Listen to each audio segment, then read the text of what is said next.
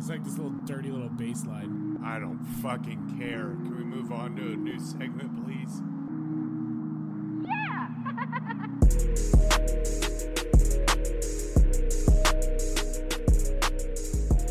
Welcome to Just Two Fans, a sports show about sports, Obviously. about life, Because sports are life. and about just whatever the hell we feel like talking about. So, let's go. What is up, everybody? Welcome to the Just Two Fans podcast. I'm Eli Johnson. That's my co-host, Jamie Friedlander over there. What's good, y'all? It's weird. And also joining us down below, you'll see super producer Cameron. Say hi, Cameron. Hi, Cameron. Look at that, consummate professional. Like I said, Just Two Fans podcast. Well, welcome in. Thank you for joining us today. We're going to talk about a lot of fun stuff. A lot of Say hi in the chat if you're joining. Yeah, say hi in the chat if you're joining. We love to hear it. Let's just jump. Anything you want to talk about before we want to jump into the sports, or no? Or we're just going into it. Eli's hosting today because I am trying to have my flu game, but Jamie's- it's rough. No, if you were having your flu game, You'd be hosting. You wouldn't have turned fair. over the reins. That's You'd fair. be taking the reins if you were trying to do a flu game. That's fair. okay. You I'm can do not the trying to LeBron do a James flu rolled game. ankle game. I had my flu game last night against Chris in Yeah, college dude. football 25. Mm-hmm. Yeah, you did. Well, and you stayed up and played the next round too. I did. Like when you texted us that, I saw it this morning because I was asleep almost when you guys started last night. I was like, shit, dude, this guy, that's commitment. He wanted to get that out of the way. Yeah. I was excited. Oh, dude, I tried to play my Cal game today in the actual Just Two Fans league. Couldn't do it. Tried twice. The first one, I don't know, that last update fucking broke something in my game. I don't So know weird. what it is. Like the first one I got in, I lost connection, which is like pretty typical. I do that a lot. I did it against Mike in our free for all league. Where I was just like, I lost connection on the last drive. I'm up by one damn point. I finally figured out how to stop his stupid goddamn offense. That play was And he gets ridiculous, like a 45-yard play to get into field goal range with like 10 seconds left Damn. on the one that I'm disconnected on the play. I was like, son of a bitch. But it happened again in the Cal game. And then the second time I tried to join it, I couldn't call any plays. Like the play selection screen just didn't come up. Weird. I saw like that's been the kind of a glitch for people, like a bug that's been popping up a lot for people. I don't know. It just like totally broke the game for me. Also, weirdly, can't see national stats anymore. I tried to go to team stats and go to the national. It's just not there. Super weird. It's super. I don't like. Maybe I just downloaded a bad version of the game and I need to like re-download it or something. But like, man, Yeah, because if like it was a you Madden guys game, all, I just wouldn't be playing it anymore. I'm gonna be you guys honest, all like, talk about like all these connection issues, and I literally never have them. one of the lucky ones, I guess. I mean, I shouldn't say never. I definitely do. Like even I guess last week I even had one in one of our leagues. Yeah. The online dynasties, it seems to happen. Like I've never had it happen in any of my offline games, ever. Oh, I But- have. That's wild. Well, it's not a connection issue then. It's like can't load Dynasty for some reason. It always happens at the end So of the weird. fucking game, which is even worse. Yeah. Weird. I don't know. Like it's just maybe I need to re-download the game because it's like pretty broken. I would try it Me- because like that. Yeah, it's pretty broken. I don't have that Um, experience at all. Because like I feel bad because like it's like, you know, I'm like sitting here like I have to like play games like 4 or 5 4 times. times. Yeah. Like I literally there was one I think in our free for all league I was playing as Tennessee. I played Arkansas 5 times in that league on one, and it was just like. I But was you like, saw it like in one of our discords. I felt like I had to explain myself. Like it showed me playing this game 3 times. I promise I didn't do that. yeah, no, like And that's then the I same went for me. back As and like looked. I was like, oh, Eli plays every game like 3 times. I know, dude, it's fucking annoying as shit. Yeah, Like no, I get it. I like, I'll take an L. I don't care about taking an no, L. Like for sure. it's just like I just like so annoying, dude. I just get disconnected so much, or like weird shit happens. I don't know. It's pretty rare that I can get through all 3 of our leagues without having to restart at least one of the games. Pretty rare, which is frustrating. But it is what it is. I still play the game. For sure. Let's kick off the show by starting with our new segment, newish, I guess at this point. Trackside with Cameron, super producer Cameron, is going to talk to us about all things racing. What happened this week, Cameron? Well, got to briefly touch on it because their season's almost over. Second to last race for NASCAR. What happened? They went left. Pretty much sums it up. Next Sunday is the final race of the season at Phoenix. Something cool is Michael Jordan's team 2311 that he co-owns with Denny Hamlin is in position to win a championship. And did you guys know that Michael Jordan's 3rd championship with the Bulls was won in Phoenix? So a little connection there that we could have happen. So, that's the takeaway. There's a little bit of drama, but I didn't care enough to read too much. Looks like people got banned and $100,000 of fines. And that's NASCAR. I do want to point out, friend of the show, I don't know if he even listens anymore, but friend of the show, Bobby Hammond, texted me and Cameron on Sunday. First of all, I was dying of the flu, so I was just like, you were not. I was not having it. Yeah, but it was in the middle of like Sunday night football, and it was a good game. Like I was like, this is. But he said, if you guys aren't watching the NASCAR race, you need to turn it on. And my response was, are they turning left? Question mark. And he didn't take the hint. Was he like, yeah, totally? They're turning left like they're turning left, times. But they also have to turn right in order to. I was like, Bobby, you didn't get the. That's all right. The cue was not picked up on. Yeah, my answer would have just been a flat no. No. No. They're driving backwards. Don't care. Can we talk about good racing, Cameron? We can. Formula One, the Brazil Grand Prix was this past weekend. Wild. It was a shit show from day one. Torrential downpours. It's almost like it's in a rainforest. Who knew? And I mean, Lance Stroll crashed out on the formation lap. He totally could have gotten around. And then he beached himself as just like, I don't know, a form of protest for him. It's weird though, because like he's good in rain usually. He is usually pretty good. It was like him and then one year like Mazepin were both pretty good in rain a few years back. I think it was 21. And so yeah, usually pretty good, but no, absolutely sent it down the start finish straight in the formation lap. Aborted start, which apparently has 2 different meanings. And Lando got fined for the way he did it, but the other 5 people that followed him did not get fined. It was just a little bit of a shit show the whole week in the ground. To finish off, Max won the race. Now, he also won driver of the day because he started in P17 and then won the race.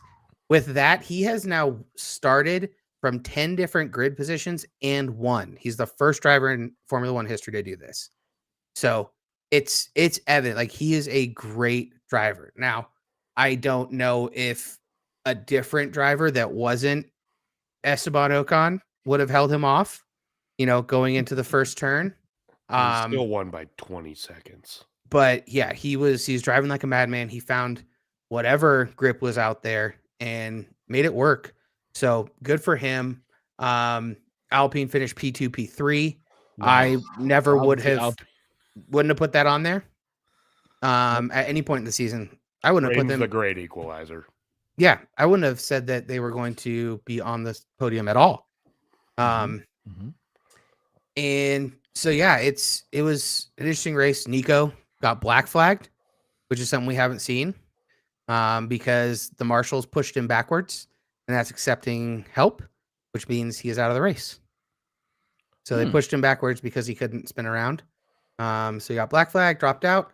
That's how that race goes.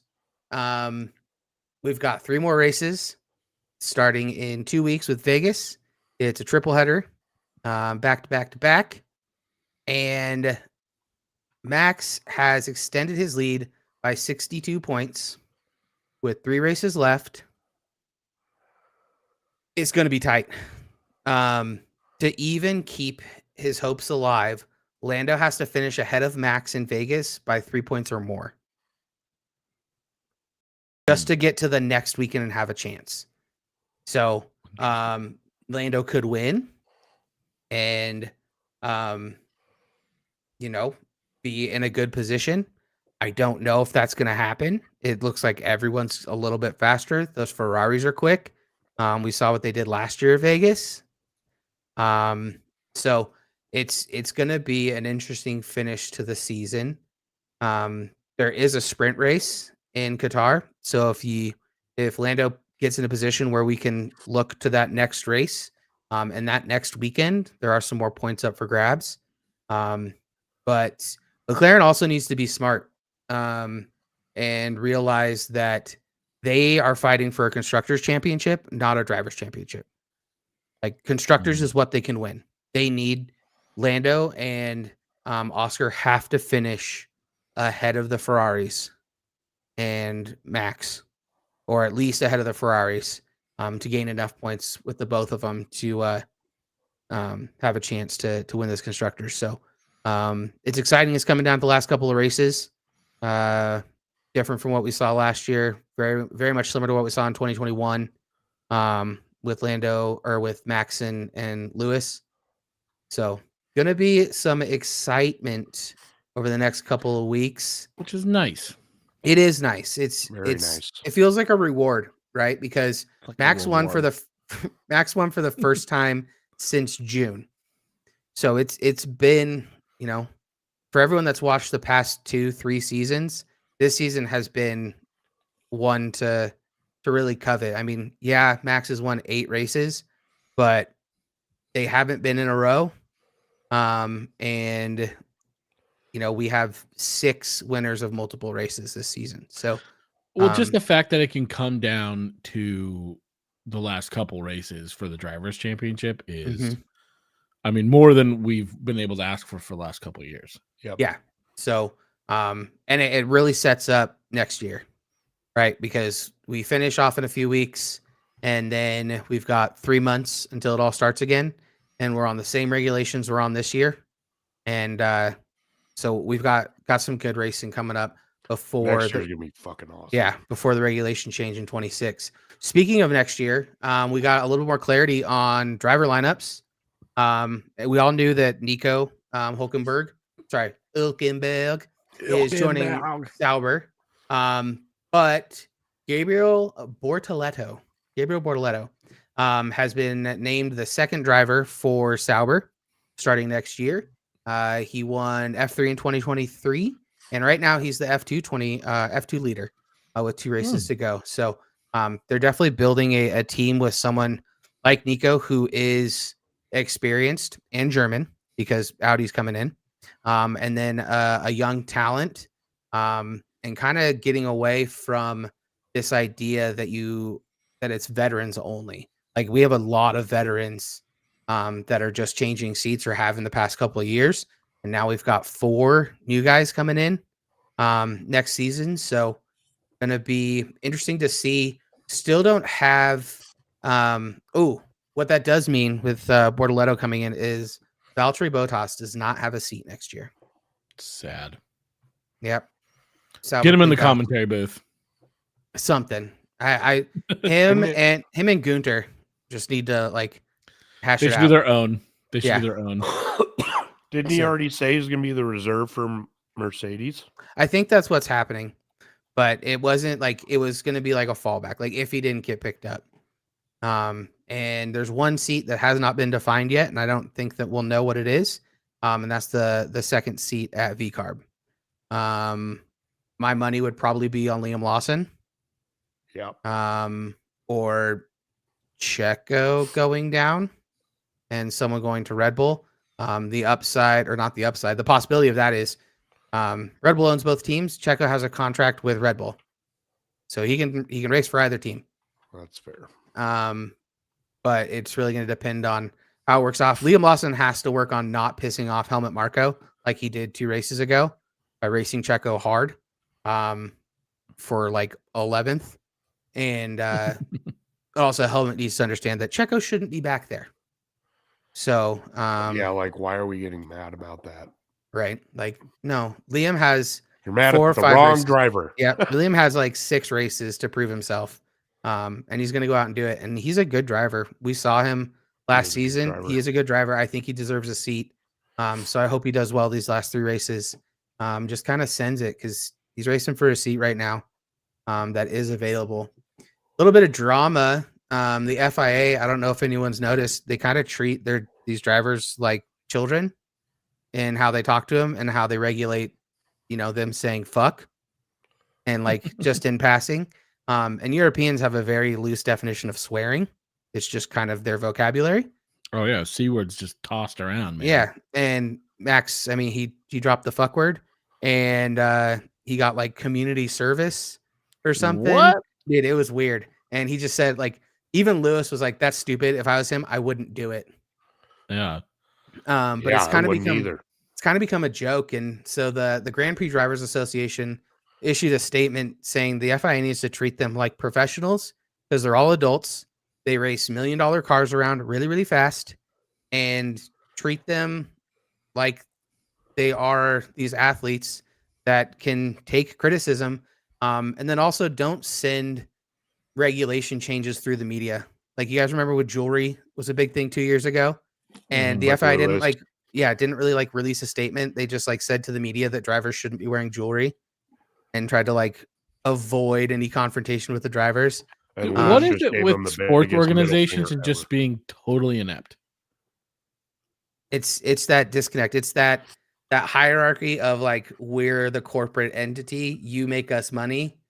Yeah. We, like, I feel like the NBA is the only one who's like gotten it remotely right. The NBA is definitely the best at it. And they've gotten better from what they were. The Oh, FIA yeah, is definitely. it's rich dudes that run it. That, it's very much a Claim I moral pay you authority over their I employees. pay you for this entertainment. Yeah. I get to tell you what you can do. It's got that Yeah. old money feel of superiority. So I don't think anything's going to come from it. The Grand Prix GPDA also brought up that financial fines for drivers are not appropriate. Like, especially, like, it's just dumb. Like, time, grid penalties, whatever, stuff like that has to do with racing. But if you jump a start like Lando did, what's the point in charging him 5,000 euros?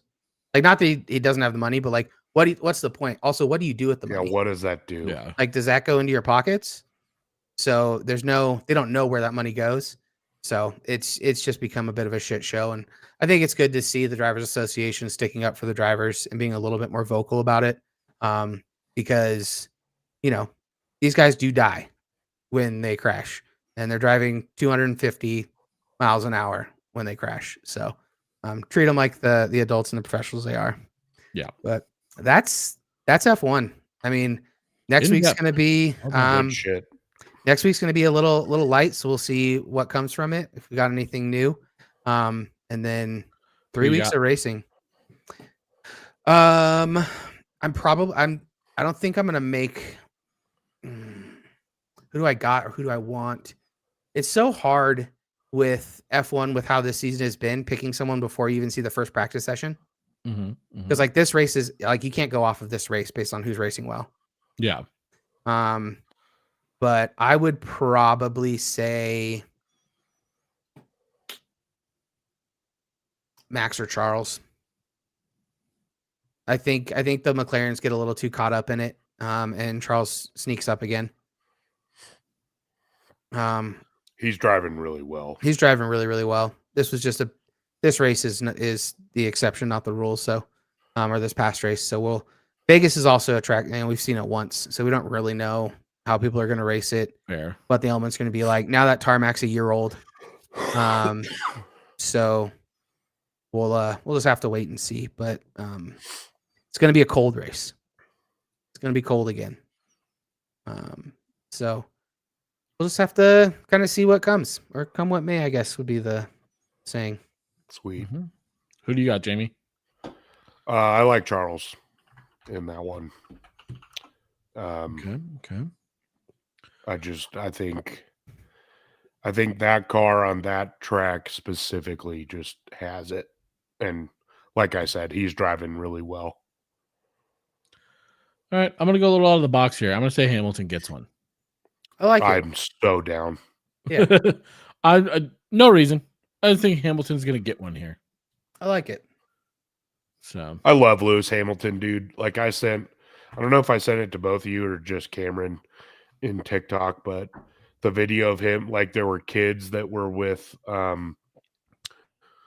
what's his face, the commentator. Not Martin Brundle. No, the other one. Anyway, yeah, him. They were doing like a simmed TV call of an F1 race, the one that Lewis is David Croft. Crofty. Yeah. And Lewis just snuck up behind him, and it was a race that he won like in an exciting fashion. mhm. And like he asked him, like, you know, what would you ask Lewis after a race like this if you could ask him any question? And then they asked the question, and he like answered from behind him, and they like freaked the fuck out. That's so cool. Just the most adorable thing. That's ever. like some John Cena shit, you know? Yeah, Yeah. it's so good. It was Are also you sure about that? yeah, it was also one of Crofty's best calls because it was the Through Goes Hamilton call. Through Goes Hamilton At and France. that's so yeah. And Was it Silverstone? Was it Silverstone? It was Silverstone. And yeah, it was such a good one. So good.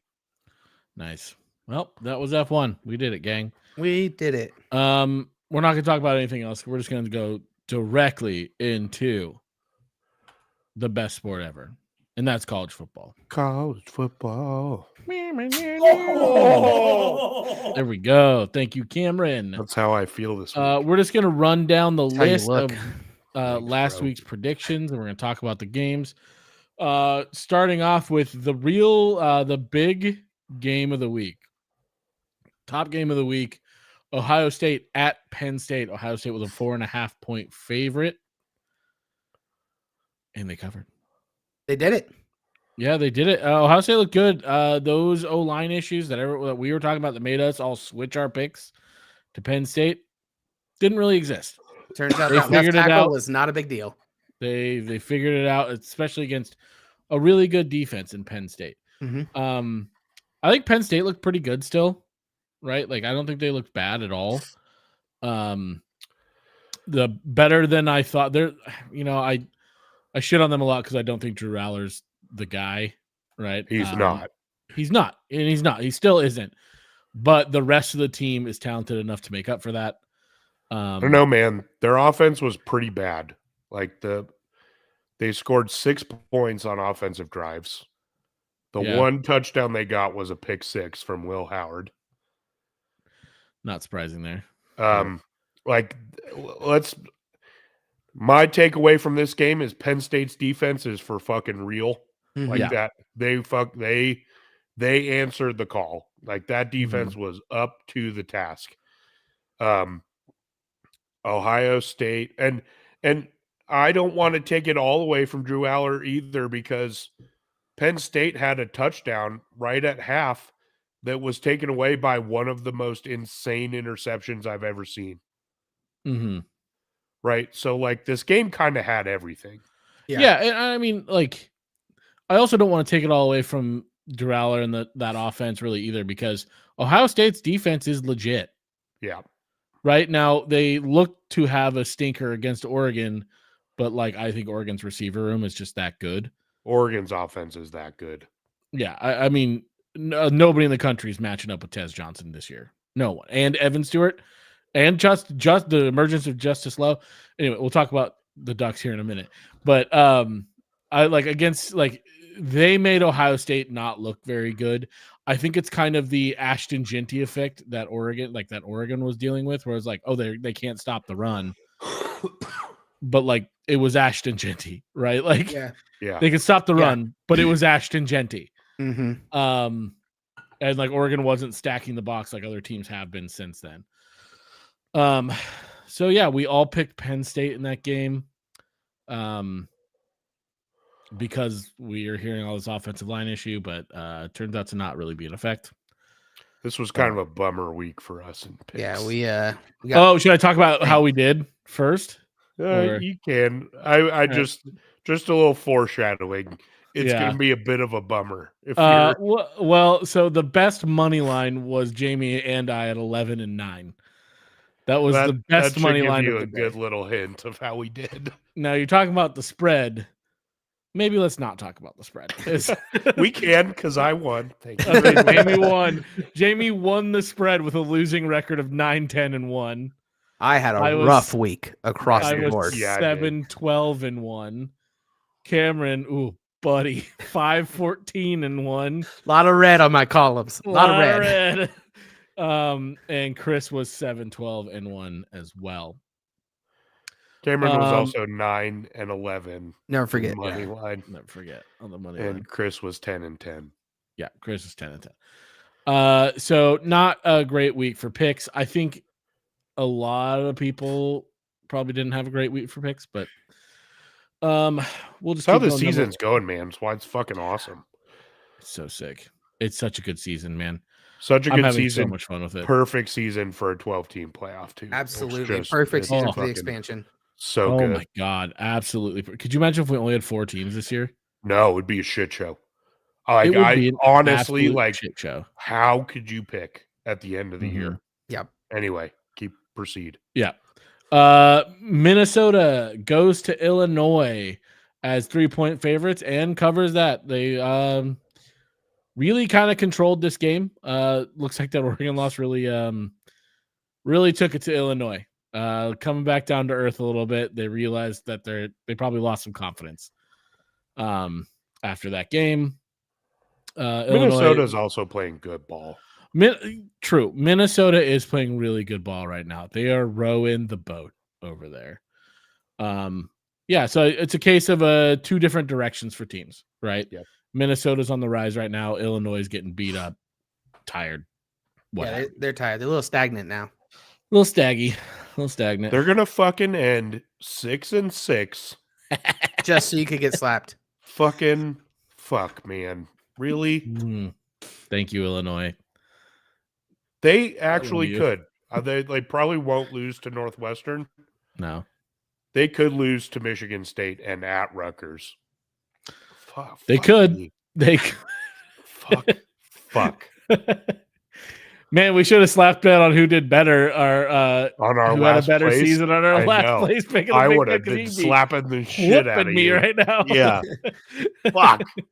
I would be smoked right now. Moving on, we had Northwestern going to Purdue. Northwestern was a 1-point favorite.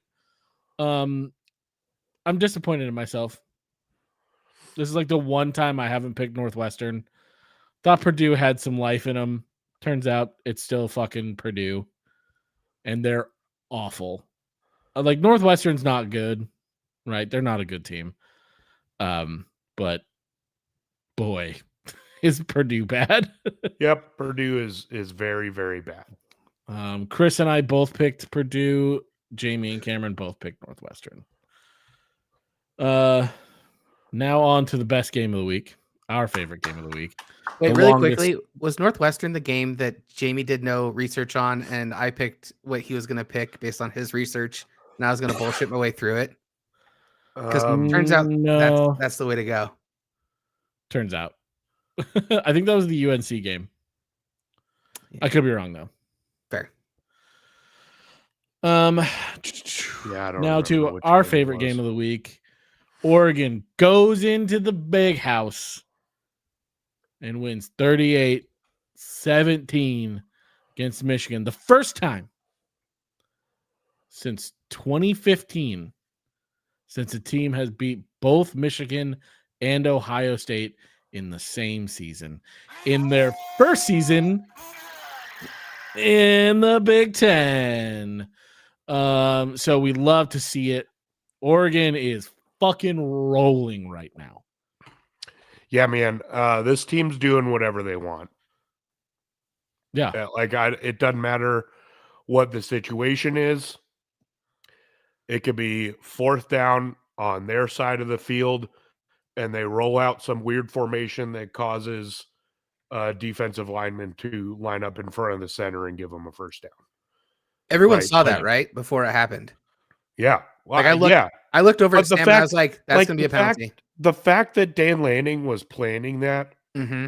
early, like Early just in the week, early said in the this is- like he's because we looked at the Ducks versus them, the cinematic recap or whatever. He literally said, "This is a good opportunity to do our spread punt." Yep. Yep. Just they are playing chess, right? And like that analogy is so overused, right? The chess checkers thing, but Yeah. it's spot on. I like Dan Lanning is just toying with people. Yeah. Yeah, he's been moves ahead. And then on offense, you lose Tez Johnson on the second offensive play of the game, and they didn't miss a beat. Yeah, they just kept rolling. He's an all-American fucking wide receiver. Yeah. I mean, like the this thing about it team's is like unreal. the talent on this team, the depth on this team. It's This insane. is like really the difference this year, I think, than a lot of years in the past. Like Oregon's had some really good teams, not a ton of depth, right? And this year they've got the guys and the depth to back them up, right? Yeah. So like, yeah, like we talked about Justice Lowe coming in and really developing and really becoming like kind of a breakout star in this game. Like he Man, I mean, he's you know, impressive. people who follow Oregon know Justice Lowe and like they know he has a lot of potential there. But like this was like his coming out party. Really, this is like his first real like. He had a great game, and like, you know, watching like Terrence Ferguson was out, our starting tight end. Kenyon Sadiq, you barely miss a beat, Yeah, dude. And he's right? Like you do miss a beat still, but like not much, right? Like, and But, that's the difference. But and like even what we've seen from like Sadiq the past couple of weeks, where he was on the field and he was just like, all right, like they're gonna keep doing what they've been doing. They're not changing anything because the guys on the field are different. They just keep rolling and they can call the same stuff. They don't have to adapt the plays. Will Stein has everything available, and these players are executing for him. They're executing, and the play calling's been brilliant. It Truly really brilliant has. on both sides of the ball. Yep. Yeah, Really and this brilliant is play calling. it's hilarious if you watch like Oregon Twitter, like right, like early in games, people freak out like, oh, another tight end screen. Here we go. It's like you guys don't get it. This is all set, like all they do is set you up. And I get that Oregon's had disappointing third quarters all season, Mhm. which was true in this game also, specifically offensively. But whatever they're doing in the first quarter has like Oregon has to be the best second quarter team in the country. Has to Oh be. yeah. Because that second, third, fourth drive, that like their score rate on the second, third, and fourth drive has to be almost 100%. Well, I mean, how many times have Oregon scored three touchdowns in a row on 3 drives? It's happened at least Almost all in the twice. second quarter. Yeah, and it's like they take one drive, usually score the first drive, but like it's slow and methodical because Will Stein's out there again playing chess. He's watching everything that defense is doing and their tendencies, and then he just rips them to shreds. Mhm. Yeah, like his script for the first drive is very clearly done on purpose to just expose the defense so that on his second drive they can send He it just because rips them. Yeah. because Well, like and then his second drive a couple of games ago, it was two screens and then a deep pass on the first 3 plays of the drive. It was a touchdown. And it's like, oh, he set that up in the first drive because he knew that they would continue to jump on that screen. So I'm going to show it to them twice and then go over their heads. And it's his ability to do that and change his scheme for each team based on what he sees off the script. Like, and that also kind of plays into that third quarter, right? In like you're making adjustments on the fly, right? Like they go into halftime, they make adjustments, they come out, they try to do different things, right? And like that's Will Stein again figuring it out, right? And you see it with Tosh Lapoy too. They're figuring it out on the go, and you can like even Oregon does a lot of cinematic recap stuff. Watch them; they're brilliant. But you can hear them on the radio talking. Oh, okay, they're doing this. Oh, they're doing this. Okay, I think this is an opportunity for us to do this, right? Like they're prepared, but they're also observant, and that's when they start to strike again, right? Mhm. Like when Oregon needs something to happen, it happens. Yeah. Right. Like that's kind of the difference from this year, from like last year, even, right? Last year when Oregon needed something to happen, it hasn't really happened. It didn't really happen, right? Like it happened at times, but like in both Not against Washington games, it didn't happen, right? But like I feel like that's different now, right? Like this team also fully bought in to whatever Dan Lanning's preaching. That team is in. Yeah. Oh yeah, 100%. Like here's why I'm so high on Oregon right now, and right, like obviously we're fans. Yeah. Like, it's no secret where we stand with this team, but Oregon's not, like, there's no gimmick here, right? Oregon's not winning games because they're getting insane turnovers in the fourth quarter every game, like Mhm. USC a couple years ago, right? Like even with Caleb Williams, when they won 10 games, the year they lost to Tulane in the whichever Cotton Bowl or whatever. Like it just felt like USC was waiting to get hit in the mouth because some team was going to hold on to the football. Yeah. Mm-hmm. Right. Like you're just waiting for that to happen. Like Oregon's has not been opportunistic on defense. They've been sound. They are a brick fucking wall that you can't run through, but they're not winning because they're stripping balls. They're not winning because you're throwing stupid interceptions. They're winning just because they're better than you. Yeah, they're not God relying help on you the if you big give play them to it. win. Yeah, God help you if you turn it over to that defense.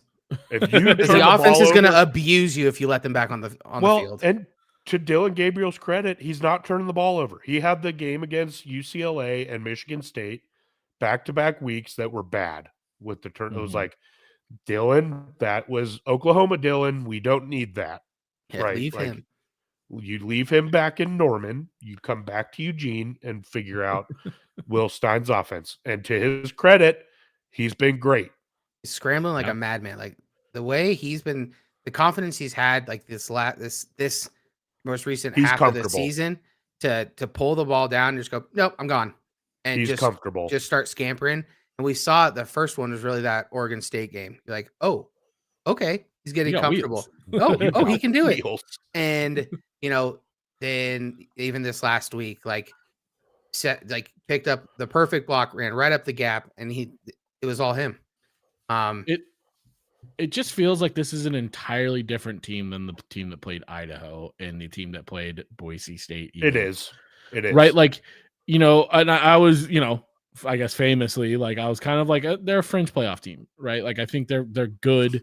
They're not there, but this team, they gelled, they turned it around. They found a way to make it work. And now they're bought in. Dylan Gabriel's playing at a much higher level than he was. The offensive line is playing at a much higher level than it was. This coaching staff fixed it. Yeah. I mean, it just turns out that we're a little allergic to starch. Yeah. Well, and we got through it. They've gotten better every single week. Yeah. Here's the thing I want to point out with Dylan again. Like you said, Dylan's playing better, right? Like statistically, he's actually not, right? Like those first 2 weeks, he was completing like some ridiculous, like 88% of his passes. Yeah. Like he only had like 4 incomplete passes in those first 2 games, but it didn't look good. Yeah. Right. Like he very visibly, and some of it was the O-line shuffle, right? Like he just visibly was not comfortable, right? Yeah. Like this game, he had 12 incomplete passes. Half of those were on purpose, right? Like he threw the ball away. But watching him operate in this offense today versus early September is night and day. Well, those games where he was completing 88% or whatever, he was throwing the ball 3-4 yards. Yeah, it was a check down every time. It was a check down nearly every time because he didn't have the time to try to push the ball, right? And when he tried to hold on to the ball, he either got sacked or missed the throw. Just like that was like one of his 4 incompletions was that he just missed a wide open Evan Stewart. Yeah. But like they fixed the offensive line. He's now visibly comfortable. He's pushing the ball downfield a lot more than he was. So obviously he's going to have a little bit more incompletions. I'll take it, right? He's not being dumb with the ball, right? It's not like he's just hucking, chucking football up and like, he's not throwing it to section 7 trying to get, Right. a wide receiver to run underneath it. He's calculated and just rolling. And the running back room looks entirely different. Like Noah the beginning of the Whittington. season, even Jordan James and Noah Whittington at the beginning of the season, they looked hesitant. They looked uncomfortable. I don't know what it was. Maybe because the offensive line was just not doing Part of it. at the time. Part of it, but I feel like they weren't running with their hair on fire. Noah Right? Whittington for sure. Like Jordan James, like his entire career is going to get you 6 yards. Like that's what he does. Yeah. Yeah. Like you give the ball to Jordan James, you're getting 6 yards, and maybe he'll break 1 or 2 for 20 plus, but that's not him, right? Like he's not an explosive dude. Noah Whittington these last couple weeks, and I know the stats don't show it, right? His long run on this last week was 6 yards, but he is running with a purpose now, and he was hesitant early in the season. Yeah, and that's probably due to his injury last season. 100%. But he's back. I mean, he folded an Illinois defender, folded him in half. The guy guy didn't know what week it was anymore. Like it was brutal. And he, when you see, I think I was listening to Ducks of a Feather, which is with Kenyon Barner and Jay Stu, and they were talking about that. And Kenyon Barner played DB in high school, and Jay Stu goes, "What are you doing if you're like that?" He's like, "I'm never wanting to tackle a running back ever again." he's like, if you're watching that on tape and you're a defensive back, and now you're playing Oregon, and you see Noah Whittington coming at you, you're getting out the way, or you're doing a little wussy tackle, like Yeah. and it's true, man. They're running, I get like violently, right? Like even like they may not be looking explosive. It is violent. They're initiating. They're hitting the defenders. They're going to see you and they're going to run through you, and you're not going to have a good time. Yeah. Until they've run through 6 of your defenders, and then you act like they're going to run through you, and then they juke the shit out you. Yeah. Like these guys they're versatile, and they look good. Defense. I cannot understate how big Derek Harmon is to this team. That transfer, huge. And you can tell he fucking hates Michigan, dude. Dude. With his soul. It was so fitting that on the first play he got the tackle for a loss. First play. Yeah, like you could tell he was just like, fuck yeah, dude. Like, I am the greatest. It was, and then like watching the cinematic recap, obviously, is just like, watching the Gladiator stuff. I was hyped, Dan Lanning calling timeout on that final drive so his team could watch fans leaving the stadium. He's embracing the villain, dude. Man. He's embracing Oregon as the villain, the new kid villain. I fucking love it. Yeah, me too. That point where I called this on Monday that people are going to be leaving, and he's like, now look, and they're all just like looking around and seeing all the fans leaving, and they're all fucking hype. And then he's like, and we're now going to score, and then they do. You're just like, Jesus, man. Yeah, like run through a fucking wall for that mercy. Dude. And good. It's college football. Yeah. Run up the score. I don't give a fuck. I've said it multiple times. I said it when Oregon lost to Washington and Washington ran the fucking score up like crazy. What was it? 70? Yeah. Whatever. 70-21 or something like that. Like I said, people were like complaining about Washington running up the score. Fuck it. Stop them. Yeah. If you deserve to get embarrassed. Stop in grown man sports, if you are an adult and you are playing sports, fucking stop them. You are not allowed to whine about a team being better than you, period. You're just not. Yep. And these are not kids. They are grown-ass men. Especially right? If this is Pee Wee football, okay. Sure. let's have good sportsmanship. Running up the score is bad. This is not that. Yeah. Also, like, it's not like this is Oregon versus Eastern Kentucky Tech State. Oh, it's fucking Right. Oregon and Michigan. This is Michigan. One of the winningest the big house. the winningest program of all time, supposedly. But with their weird ass wins. But like the winningest program in college football history at home in the biggest stadium in college football. Run up the it score. up. I don't give a fuck. Should have Run it onside kicked it after that. Why not, dude? Fuck it. Like We were got stopping no right issues. at one of those guys' face. Yeah, I got no issues. fantastic None. game. Good And shit. And I Eli, would- to I your would be point, saying I this the don't- other way. Yeah, you just did. I fully agree with you. If you don't want the score run up on you, fucking stop them. Yeah. Like, don't care, man. Like, Lane Kiffin, I think, did it against Oregon. Lane one Kiffin time. does it all the time. Dude. He did it Yeah. on Saturday. Yeah. But like, like Lane Kiffin against Oregon, when the game we were there, they scored with like 7 seconds left when they were down huge. And they scored with like 7 seconds left. And it was like, good, fine, whatever. Like, people were like, why even do that? Yada, yada, yada. It's like, fuck it, score if you can. Why Again, would what you are ever you- not score? I don't understand that. Yeah. Score, always. Agreed. Always score. Fuck it. That's the whole point. That's the whole point You of the game, is play to to win win by the as much game. as you can. Yeah. Anyways, that's Oregon, Michigan. Oregon goes in, curb stomps Michigan. Never really. Score wasn't even that close. Like That's what I said. Like, yeah, like it was kind of close earlier on, but like I was never Never a like, doubt. oh, Oregon Even- might lose this game. Never. Not Even- once. even towards the end in the fourth, like Michigan was driving and had a fourth down conversion attempt that was brilliantly snuffed out by Mateo Uiagalelei, by the Oh way. my god, the discipline But- on this defense. But like that would have put them within 7, and my panic meter was at 0. I Mhm. just was not ever concerned about, like, even at kick. Like this team is They don't different win it. right now. They The one there's so play much focus. veteran leadership. It just everything about this team. Like I just can't say enough about the job Dan Yeah. Lanning's doing with this crew. It's insane. Nope, still a long ways to go.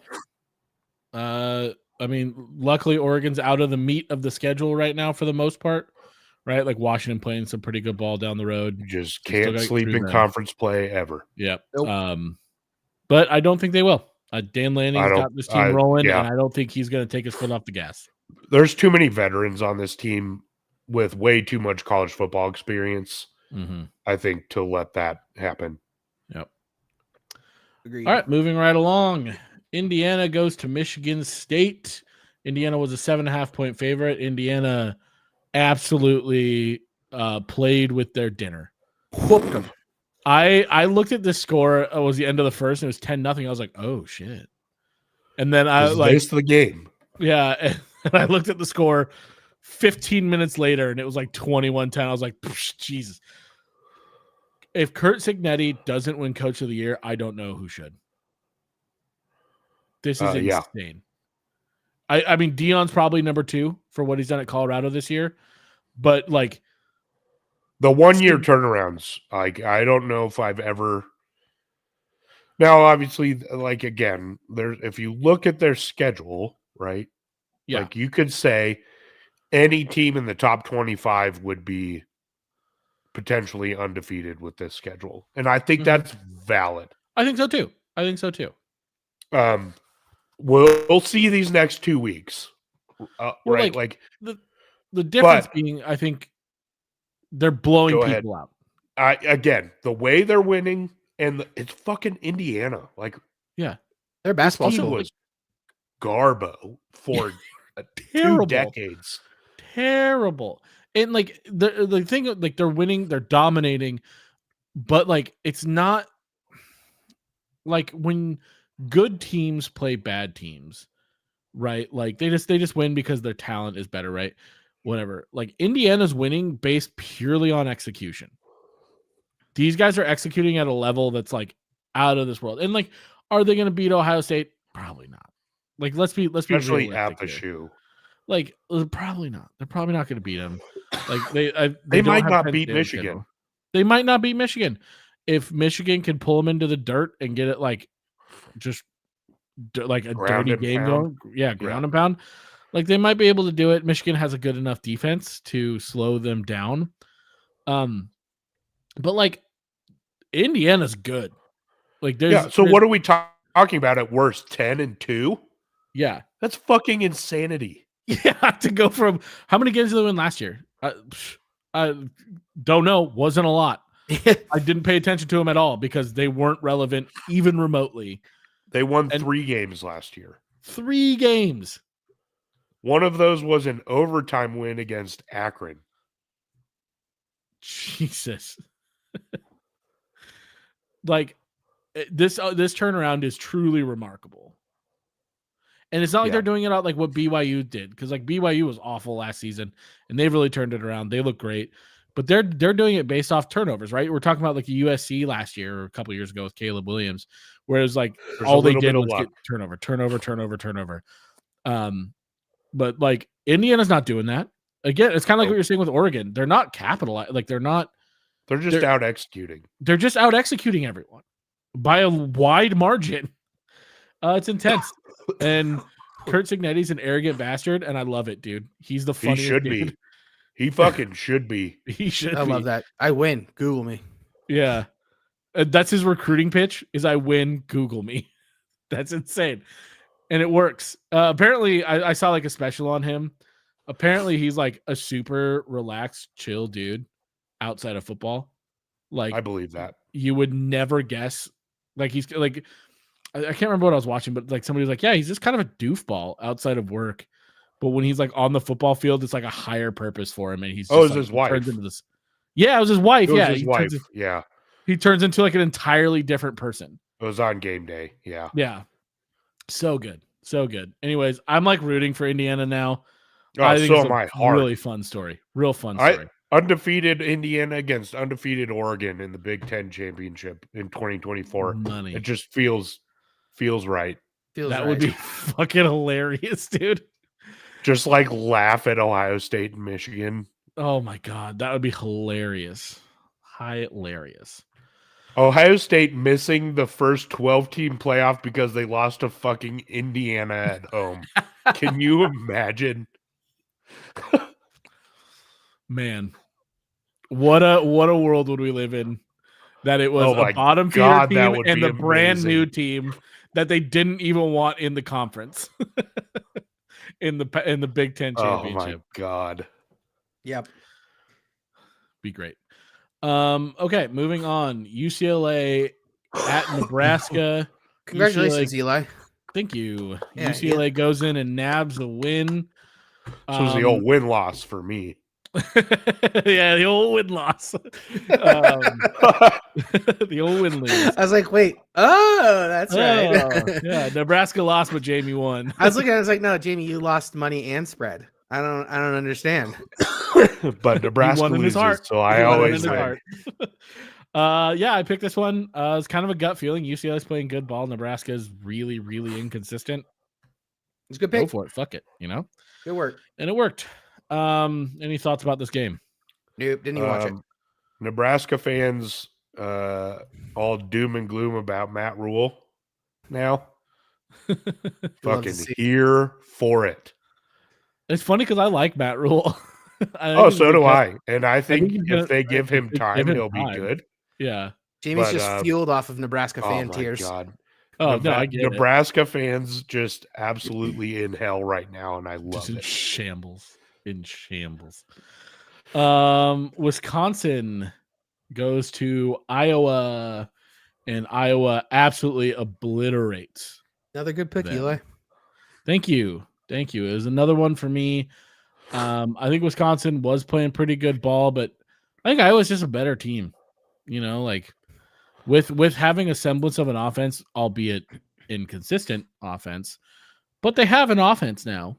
I think they're going to start winning some games as they gel more. And this was go ahead. This was my pick, and this one was me hoping that Wisconsin would be 7-3 when we were going there, and they would like sneak Fair. into the top 25 somehow. Fair. It was more of a hope than an actual. Luckily, with the actual 12 pick. team playoff, that doesn't really matter as much anymore. It doesn't. If they were a top 25 team and it's a night game when we go, and Camp Randall would be fucking. It is a night game. It is, Yes, sir. but if they were 7-3 and maybe ranked, just That would be saying, more fun. That would be. it more would fun. have been. That's what I was hoping for. Okay. You know what? I accept that. USC goes to Washington. Washington won. Next game. Texas Tech. I do have a note. Okay. Did you see Lincoln Riley's post game interview? No, I didn't. So along with Nebraska fans, absolutely in hell right now. USC fans, first of all, they're non-existent at the moment. Yeah, they're Dead totally fucking pissed. silent. Second of all, USC, like Lincoln Riley's feud with the media is insane to me. Like they're just asking you questions that are legit, and he gets all buttered about them because his team fucking sucks. Like the coach was asking, like, what do you guys need to do to get over the hump? And he's like, I'm not going to answer that. Like, what? What do you Dude, mean? he's so like, soft. he's like, I'm not going to answer that. If you look at these games, like 4 or 5 plays go different ways throughout the season, we're talking about something entirely different. Like, shut the fuck up, bro. Well, that didn't happen. So Yeah. And We're they here because that didn't repeatedly- happen. They repeatedly don't happen. Yeah. So Yeah. they're going to ask you about it. Like, yeah, oh, it's fucking. And now Man. they bench Miller Moss. It's just what a fraud. What a fraud. Yeah. What a fraud. Lincoln Riley's a fraud, right? We can all say Oh, that yeah. with like Full blown fraud. And have you seen the recruiting? no. Just They nothing. are about to get fucking hammered in recruiting, mostly by one Deion Sanders. Oh, he gone. He gone He gone. That was quick. I mean, we've only been in for an hour. an hour and 15 since he hopped in. He back. There he is. Hey, it's always There's our boy. you're saying their recruiting is bad. The recruiting is still okay, but all the rumors flying around is Deion seeing blood in the water, and he's about to bite. Just saying. Oh, he's gonna go. He's gonna go after those there's transfers. there's some poaching that's about to happen. Oh, poaching. No. Of recruits, not of current players. He's gonna recruit high school kids. Maybe some. Yeah, Juju Lewis, the quarterback. Yeah. He's a 4-star on 24/7. He's a 5-star everywhere else. The rumors are he's going to be a Buffalo. Ooh, interesting. Yep, and that will Intrigue. bring some wide receiver recruits from USC. Like the waterfall. Man, effect is gonna anything be massive. for USC to just suck, I'll take it, man. Especially if it means Colorado benefits. Yeah, Like that's a they'll win-win be here for us. for it. Yep. Yeah. Cool. Love that. We don't like. I don't know. Do we like the result of that game? No, No. we don't. There was no result of that game that we like. Fair. You know what? Fair point. Like my friend went to Stanford and he's like, I love USC losing. I was like, I fucking don't. He's like, I know Washington, blah, blah. But how can you root for USC? It's like, I don't think you understand. I cannot ever, period, root for Washington. Ever. Not even a little bit. Like you did. I don't like, I get that your sister went there. I don't like, no part of this person will ever root for Washington. No, it Period. should have been a 0-0 tie that got weather delayed and then canceled. I said, don't get it twisted. I'm not rooting for USC. No. That's not what's just happening. rooting against Washington. I just am actively rooting against Washington. My dad and I almost came to fisticuffs one time because my parents lived in Seattle for a long time, and they were poor, so they would go to Washington games for cheap. So he says, I root for the Huskies when they're not playing Oregon. I was like, you can't do it, Dad. Nope. You have to stop. He's like, well, no, I'm like, Dad, you have to stop. You got to This stop. is not optional. Especially now that they are our in-conference rival. Mhm. Like the true rivalry, right? Like because we've lost Oregon State. Washington is the true rivalry now. Now it just so happens to be that was the pure hatred rivalry anyway. Which is apparently the same for Illinois and Purdue. Mhm. Apparently that's just pure hatred, which we love. We love to see. But yeah, he roots for Washington, and I'm like ashamed to say it. Like, Well, it's like my friend went to Stanford, right? And like they hate Cal, but it's like they're a bunch of nerds, right? Like yeah. you don't Oh, really. because Stanford's a bunch of cool kids. Okay. No, no, they're all a Stanford- bunch of nerds. I'm They're saying all a bunch of nerds. Oh, but Collectively, they giant don't nerds. understand the pure unbridled hatred. Like I if you don't get it, I can't explain it to you. And yeah. even like I've talked about my brother-in-law who went to Washington. He's like, I don't get why you hate us so much. I said, then I can't explain it to you. Yeah. Like I'm not even going to try because Yeah. you don't get it, and that's fine. You don't have to get it. Just know that I fucking hate your team. Fucking hate them. Fucking hate them. It's such a weird thing. Like, And like he'll goat me, like, and I know he's goating me. yeah. Like the last 2 years when they beat us, he'll be like, "Good game," and I just send him a middle finger. I'm like, "Fuck you, dude. I don't want to hear from you right now." 12 years in a row. Yep. But he That's all- doesn't care, right? Like, Yeah. so like It's I the only can't just, argument I need, I Sean. can't just go. I can't just go back at him because like it doesn't. He's like, It doesn't do whatever. I anything root to for him. Oregon. He has Yeah. Oregon clothes. Like he doesn't. He doesn't care. Dude, that's how it all like, okay. As a diehard sports fan, one of the most annoying fucking things to me is when somebody talks shit as not a sports fan. Prime example, I friend know of the what you're gonna show, do. Jeffrey goddamn Gottlieb, that motherfucker during the Broncos Seahawks Super Bowl could not give a lick about NFL football except for fantasy football. Could not care at all. Big Bronco fan over here in the Super Bowl. We're watching it at our house in Florida, and he's just talking shit the entire time. I was like, you're not chirping. He didn't watch the game. He spent the entire time in the kitchen making food and cleaning. He didn't even watch the game. He just pop out and like talk shit. And I was like, oh, I want to hit you. Just He pop out and be like, wait, is Seattle still ahead? Okay. yeah, it's just oh, dude, I it's checked. just, I was still in Eugene, and I texted Eli at half. I was like, "This sucks." He's like, "I'm about to fucking kill Jeff." yeah, dude, I was not happy. Not only are the Broncos getting fucking embarrassed during a Super Bowl, Oh, it's so annoying.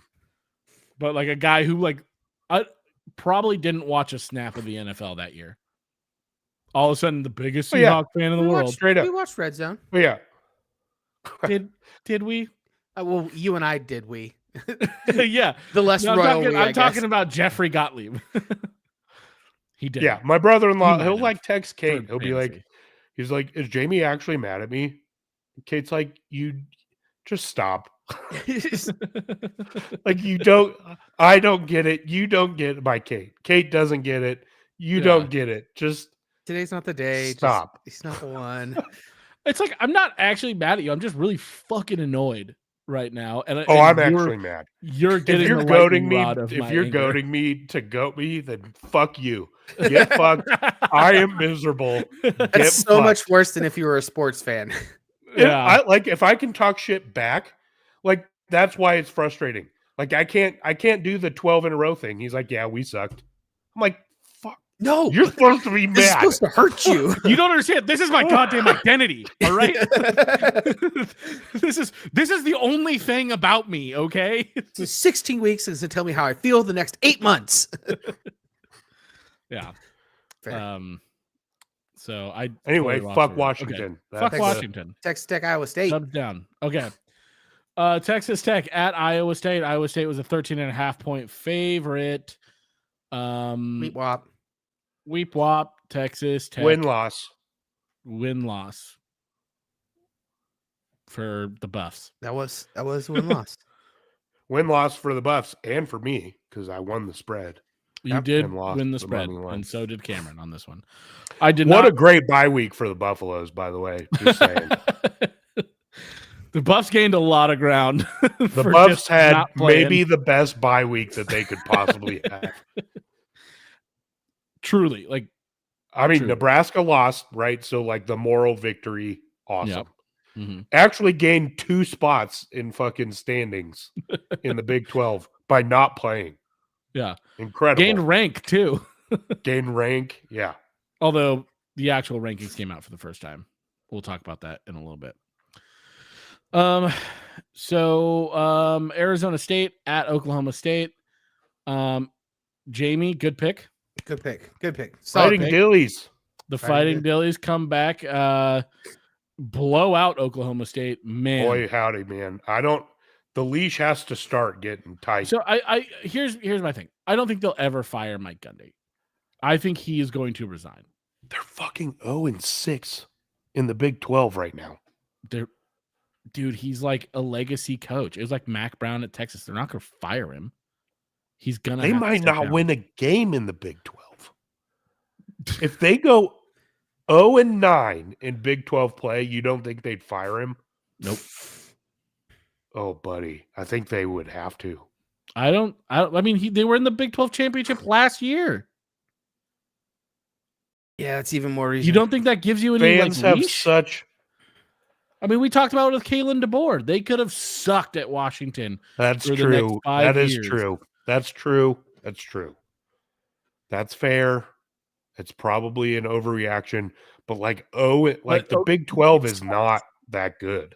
No, it's not a like they're bad look. losing to Texas and Oklahoma, right? And Yeah. again, but the Utah loss looks really bad. Cam Rising didn't play that game. That was Mhm. at home, right? And Utah's not good without Cam Rising. We now know. We now know. Like Baylor, Arizona State at home, West Virginia. Arizona at State home. isn't a bad team, but they're not a good team. They're not there yet. I think They're will be not a good. get blown out at home team. No, they're not a get blown out at home team. Yeah, that's not a 3 scores that you should be able to swallow. It's just rough. It's rough going in But Stillwater. I'm rooting for Arizona State. I think they have the second best uniforms in the country. And If they were Nike, they'd be rivaling Oregon. yep. Because they'd have a decent And- yellow color, not that ugly Mhm. mustard. Also, shit. shoulder pads would look like normal Yeah. people. Mhm. Not stretch marks. I'm saying in college football 25, I transferred there in my road to glory that I have completely abandoned. But the uniform combos are fun. I They're bet. fucking great. They They're are fun. great. And they don't look like Adidas uniforms on the game. So That's it's nice. perfect. Almost like they just put normal shoulder pads in the game and then Yeah. Mhm. called it a day.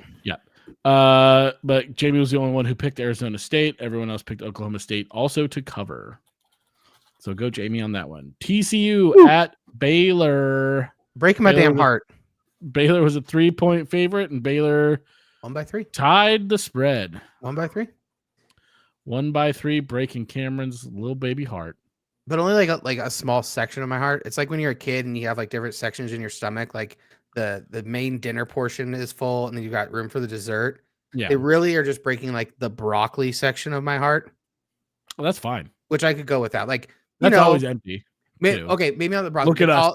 The cauliflower. We're not vegetable guys. The cauliflower, the part of my heart that has cheese on it, because cauliflower with cheese. Come on. But Yeah, like, okay, if I don't get it, I don't Cauliflower, get it. though. Huh? I fuck with cauliflower. Yeah, I will love the eat cauliflower. dude, cauliflower with a little bit of ranch on game day. A little bit of garlic salt too when you're steaming it. Dude, I fuck No, with I'm it. just talking about like as a snack on game Oh, day. dude, I love a veggie tray. Ask Dude, ask Oh, dude, Jamie, Cameron if is I'm going listener, somewhere, viewer.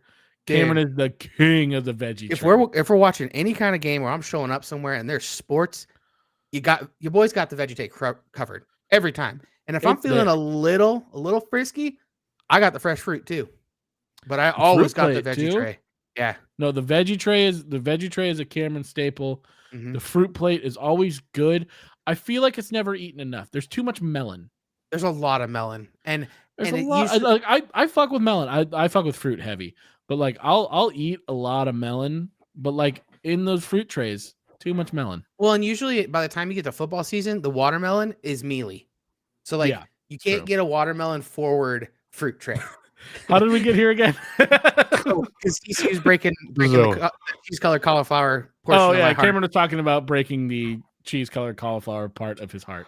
Yeah. Cheese-covered Like, cauliflower part. It doesn't ruin my Got it. day, but it does suck because And then we started talking about game day snacks and how Cameron fucks with Cameron is the king of the veggie tray. always. Be consistent, baby. Be someone you can count on. I bring the veggie tray. Cameron brings a veggie tray. A little bit of range. Cameron, you want to kick that dude out of the chat? No engagement, bro. What is it? Oh, weird. I bet like if my screen wasn't tiny. Yeah. It's there's a very graphic thing and then a very political statement. Oh, sweet. Mhm. So We don't need that. We don't need either of those things right now. Here we Get go. Moving on. Anyways, TCU Baylor tied the spread. Baylor won by 3. I didn't watch this game, so I don't have any insight on it. It was a Big 12 game. Fair. That should tell you basically Mhm. everything. Yeah. Next up, we've got Florida at Georgia in Jacksonville. Wait, is that right? Yeah. Okay. Georgia was a 16.5-point favorite. This game was close. And honestly, Close until basically the end. Closer than the score would indicate, I think. It's a 14-point win. Felt like a last-second field goal kind of win to me. Florida should have won this football game. I would tend to agree with that. At least had a shot at the end. Florida outplayed Georgia for 3.5 quarters. Yeah. They had a field goal snap go over the holder's head that took 3 points off the board and led to a touchdown, which is a 10-point swing right there. Yep. Also, Lagway went out, I believe, in the second quarter. Yep. I can't remember the exact timing, but Lagway went out, which is a big blow because Lagway's inconsistent because he's young, but he was playing well. A couple things. Again, Georgia didn't do anything to like super impress me.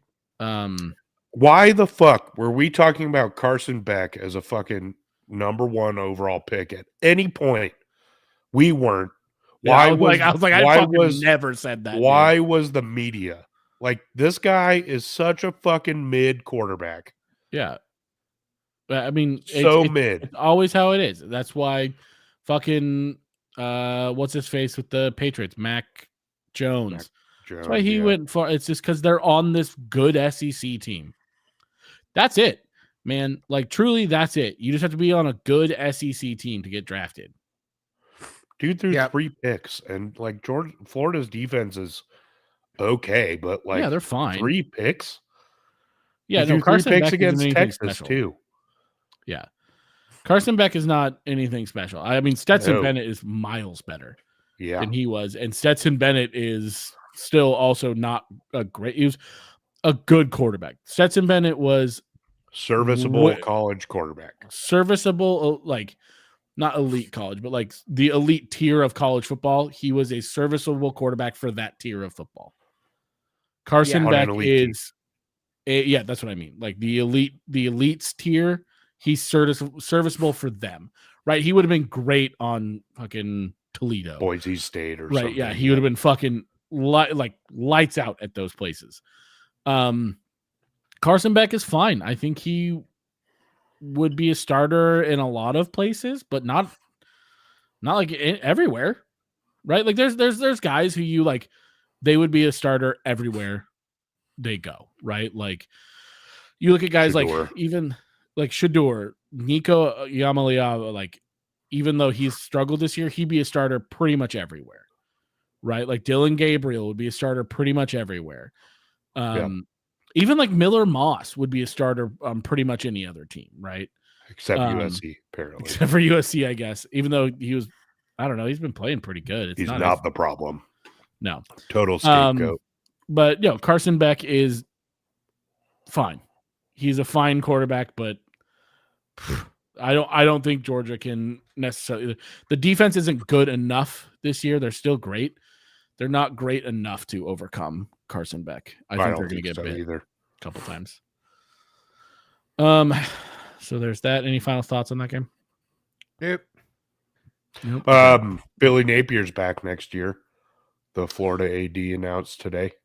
I'm not really surprised by that. I not thought either. for sure he was going to be fired, but after the season that they've started having, I think people are starting to see the improvement. I think next year is going to be a tough year for Napier, right? Because if they don't improve, the second he takes a backslide even a little, it's over. Well, they needed to do this now. Like this on the surface, this looks like a weird thing to come out and say, right? But if you look at the 3-game stretch they have coming up, so they just lost to Georgia in what was a closer game than the score indicated. At Texas this week, Oof. home against LSU and home against Ole Miss in back-to-back weeks. I mean, they have the hardest schedule in the country by far. By a mile. So, but that's why they had to do it, because these next 3 weeks are going to be rough. Mm-hmm. So be focused. The fans have to like, all right, like no picket lines, like don't bring out the torches, ride this out. Like he's I our am guy. not a Billy Napier guy. I think he's kind of a fraud for the elite level of coaching, but like I'm glad they're giving him another year. Yeah. Right. I don't think this is the year that they should have fired him, and they're not, because this is maybe the hardest schedule I've ever seen in a football year. It's insane. It's like certifiably insane. So like you can't judge a guy for barely making a bowl game when you have a game that like they're gonna have to upset someone to make a bowl game. Yeah. But it's insane. That's been true all year. Yeah. And like we knew going into the season that they weren't going to have a record indicating how good they are. Yep. Moving on, Texas A&M at South Carolina. We said it last week. This is one of those Beamer Ball games that could absolutely happen, and it happened. We all picked A&M. South Carolina comes out and rocks them. A&M looked absolutely fucking lost in this game. Yep. Absolutely fucking lost. They had no idea what to do with at quarterback. Wegman and Reed looked like shit. Looked terrible. They looked terrible. Both of them. Yeah, especially in the second half. Oh, Elko looked lost. They looked like they just got stunned. And that's Beamer Ball, baby. South Carolina is one of those teams that'll come up and bite you. If you're not looking for them, they'll come up and bite you. Yeah, I mean, they've been close in other games, right? They lost to Alabama by 2 on the road. Should have won that game. Lost to LSU by 3 at home. Should have won that game. Mm-hmm. Right? Like, and those 2 games go another way. All of a sudden, you're talking about a South Carolina team that's 7-1. Probably ranked top 10 if they beat those 2 teams. Probably ranked in the top 10. And they should have won those games. So, like, if you're paying attention, this game's not that surprising. No. But going into it with a 4-3 record against 7-1 Texas A&M, right? Like, again, if you're just not watching, it looks like a massive upset. I just don't think it's as massive as people think. Yeah. Cameron? Yeah. Cool. No, I was watching the game. Like it was on one of the quad views, and I was like, fuck, Beamer Ball. Like we even said it. Like when you said it, I was like, yeah, that could happen.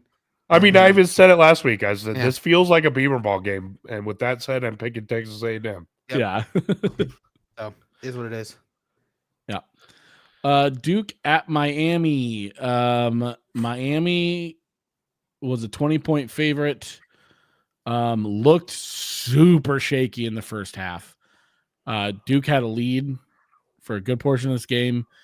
And then Cam Ward was Cam Ward. Just I mean the doors off that of him. that 20-point spread was pretty on. Like Yeah. watching it early on, I was definitely like, oh shit, I picked Duke in the spread. Like Miami will probably pull it off. And even at the end, I was like, I could still end up with getting this one right. Yeah. And yeah, they just looked like they were like standing on an uneven ground, right? Couldn't really get a foothold They've been doing early it on, all and then year, dude. Cam Ward still snuck it out. But yeah, when you're a 20-point favorite at home and you win by 22, that's not quite underperforming, but it was not pretty. It was not a This is pretty 22-point victory. It was like when you cover at home or beat whatever it is, when you cover at home, Yeah. Like especially on a 20-point spread, usually that's a really good win, right? Like you've looked the part. Miami still doesn't look the fucking part, man. They looked like shit for most of this game, and then just found footing and just fucking went to house, man. It was crazy. This is when like college football is very annoying, especially when we start talking about rankings and stuff, right? Because we were talking about Indiana earlier and how Indiana is out executing everybody and blowing everybody out. But it's Indiana. Indiana's not supposed to be good at football. Yeah. So they're ranked, what, 8th? Yeah. Miami, historically great program, been down recently, but historically great program.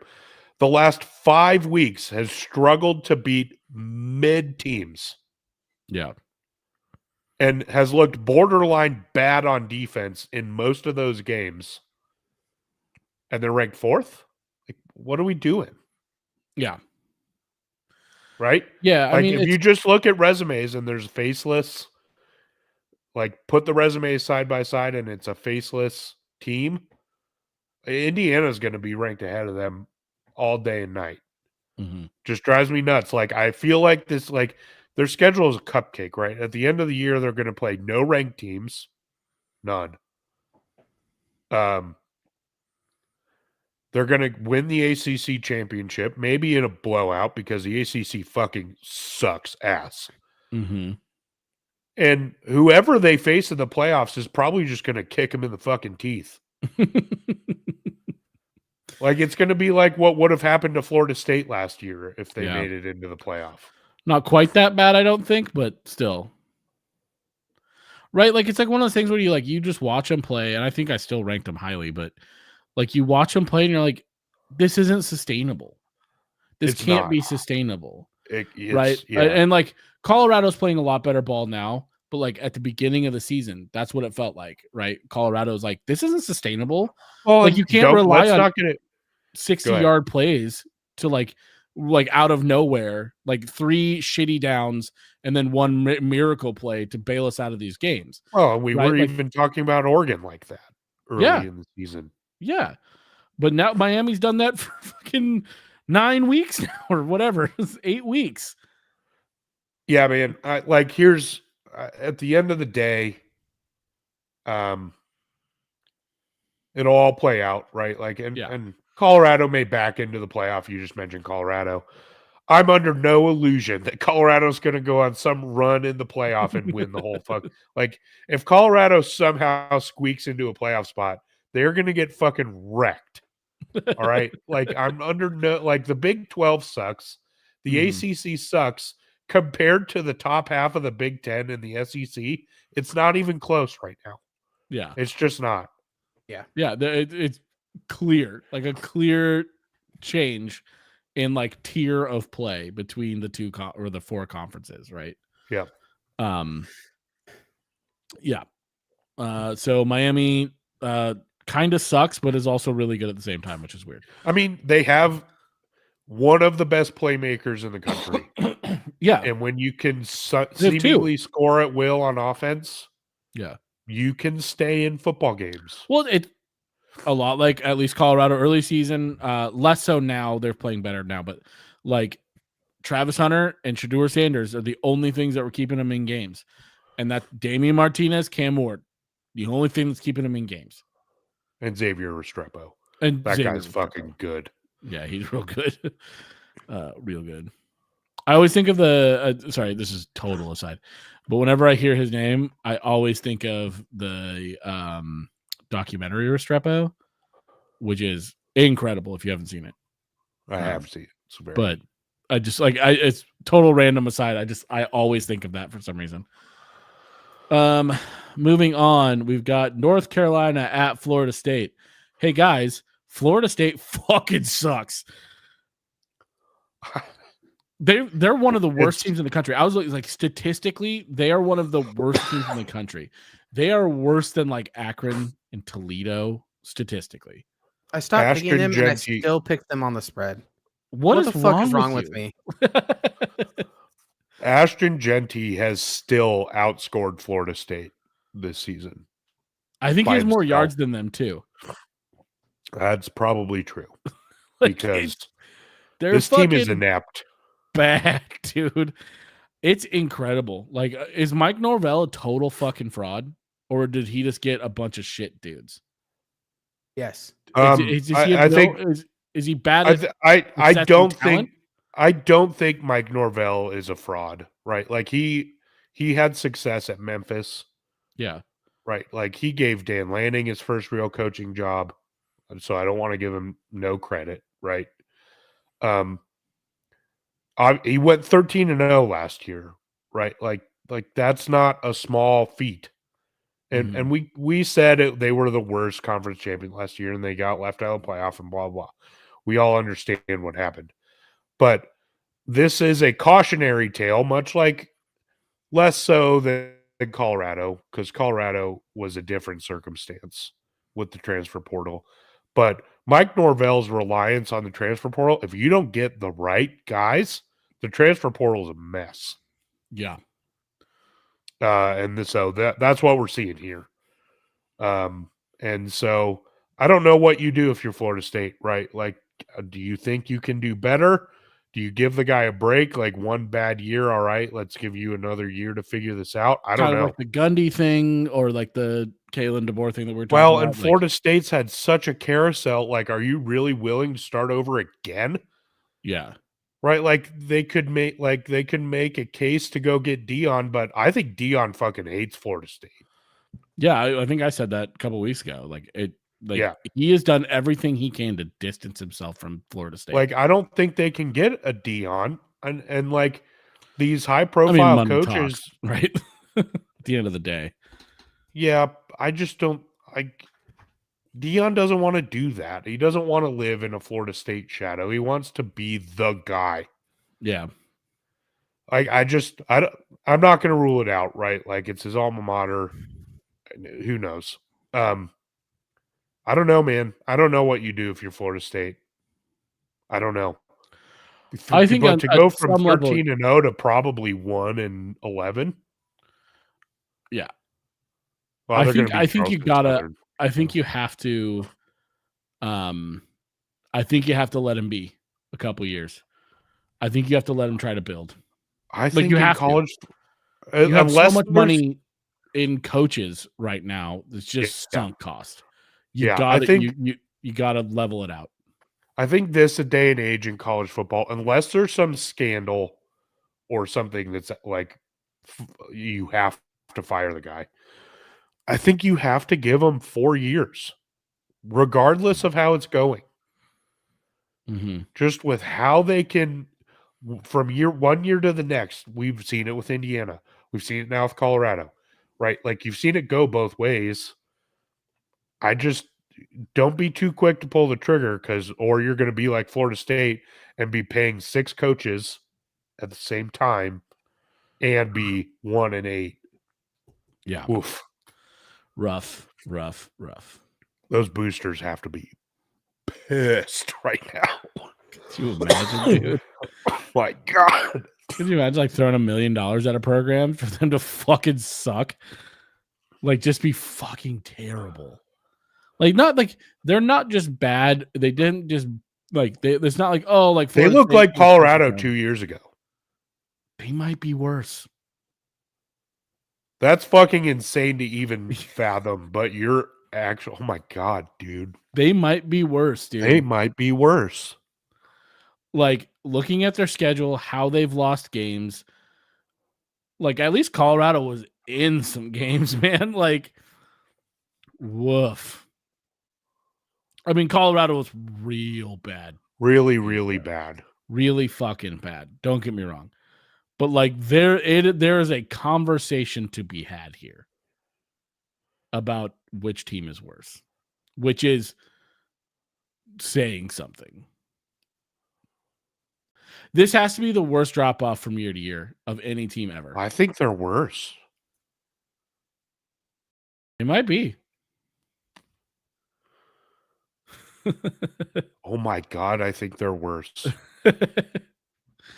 It's possible. It's possible. I mean, that Colorado team scored 21 points in a game at least and 34 points in a game and 20. Florida State hasn't gotten out of the they scored 21 points the opener. Buddy.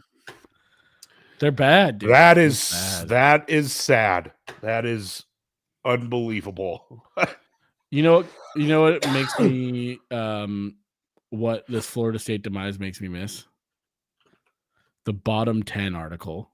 Yep. That was every week on ESPN back before they fired all their writers.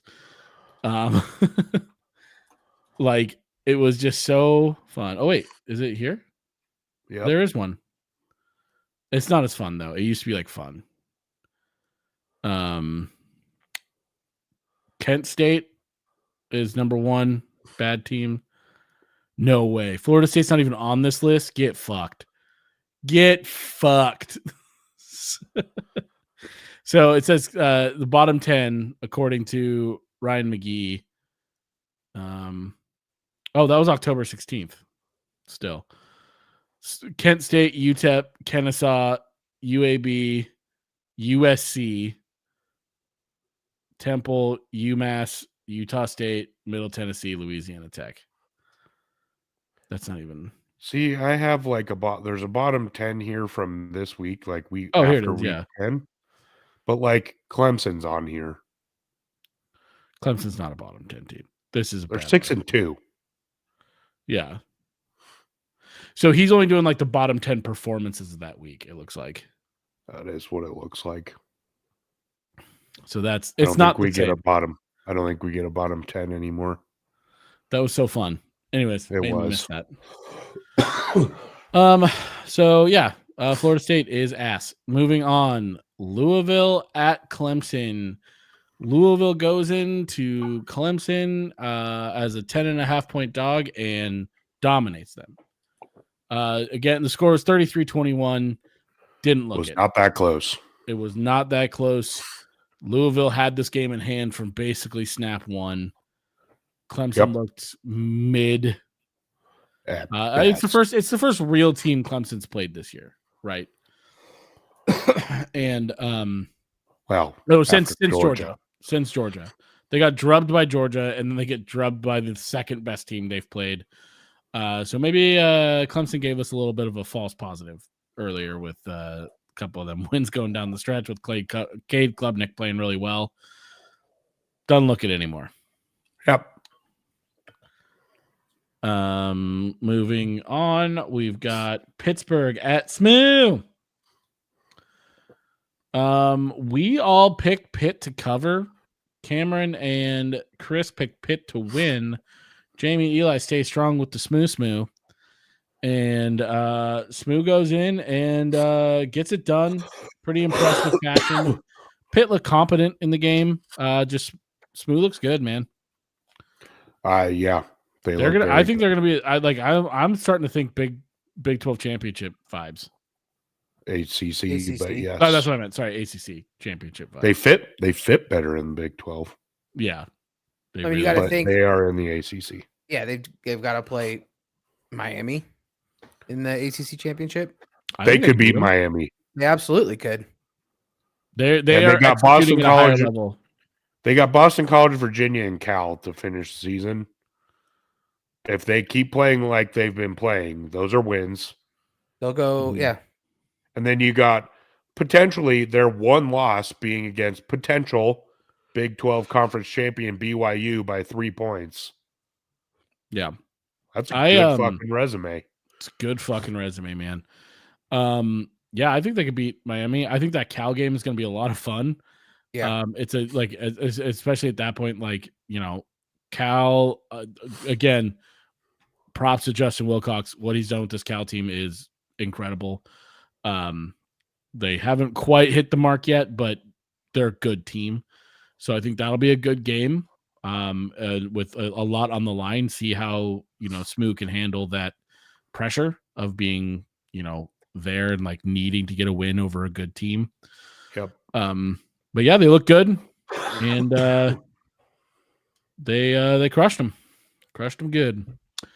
Air Force at Army. Army was a 22-point favorite. Just missed that spread.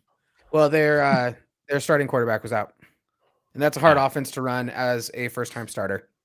Yep, that's fair. It looked like it too. Like that game looked rough starting out. And so rough pretty much the whole time. I'm glad they finished it. Yeah, I kind of knew when I saw that their starter was out. I was like, no, this one could be tight. Yeah. Air Force bad. Very bad. Air Force is a bad team, man.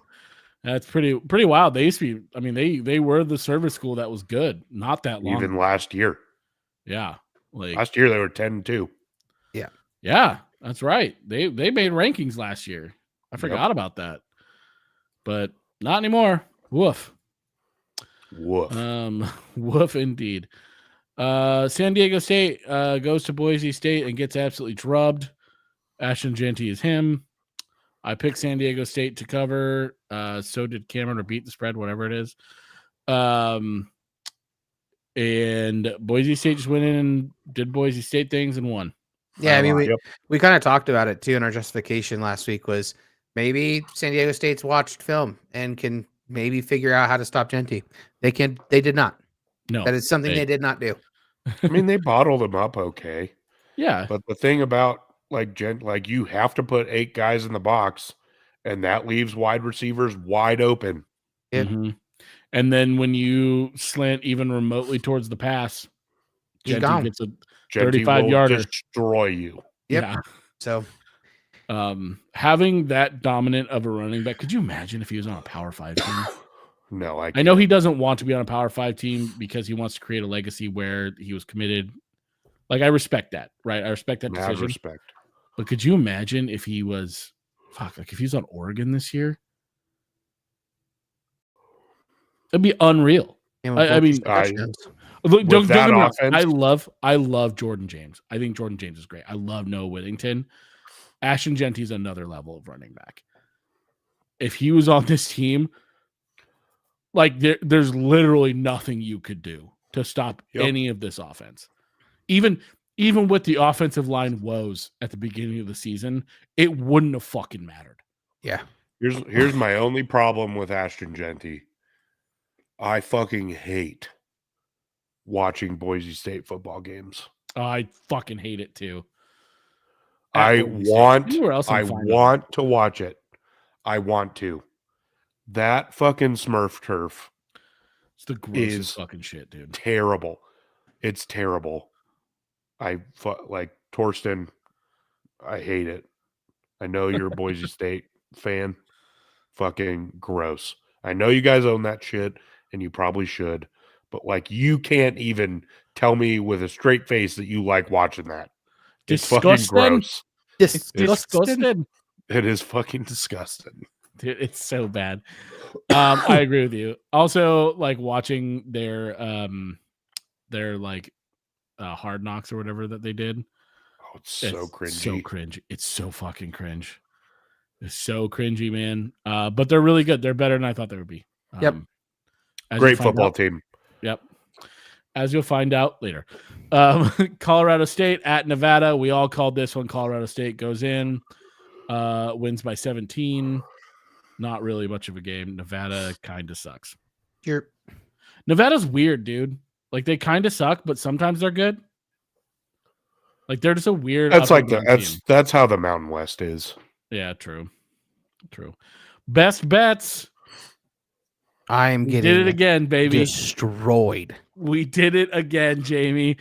You are 2-0 getting this week. hosed. Jamie with the 14.5-point cover for Oregon. Nailed it. Eli with the Indiana 7.5 point. Nailed it. Here we go. Well, Comebacks well, of the well. century, boys. How the turntables. Should we do rankings now, or should we do it after the preview?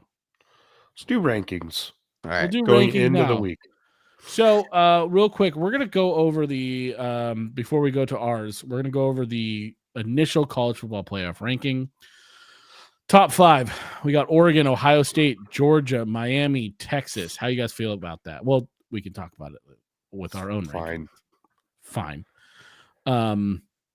6 through 10, you got Penn State, Tennessee, Indiana, BYU, Notre Dame. 11 through 15, Alabama, Boise State, SMU, Texas A&M, and LSU. 16 through 20, Ole Miss, Iowa State, Pittsburgh, Kansas State, Colorado. 21 through 25, Washington State, Louisville, Clemson, Missouri, Army. Gut reactions, go. BYU and Indiana are wickedly underrated. If you put a big school name on either of those resumes, it's top 4 without question. So Agreed. that right there tells me that the committee's not doing their job. Yeah. The It's difference disappointing. Yeah, I mean, I would agree with you. BYU, I think,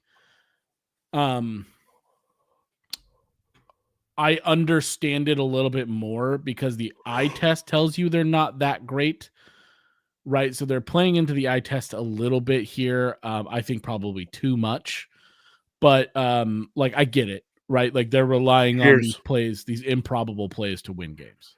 And I guess this is where it's going to come down to for me, right?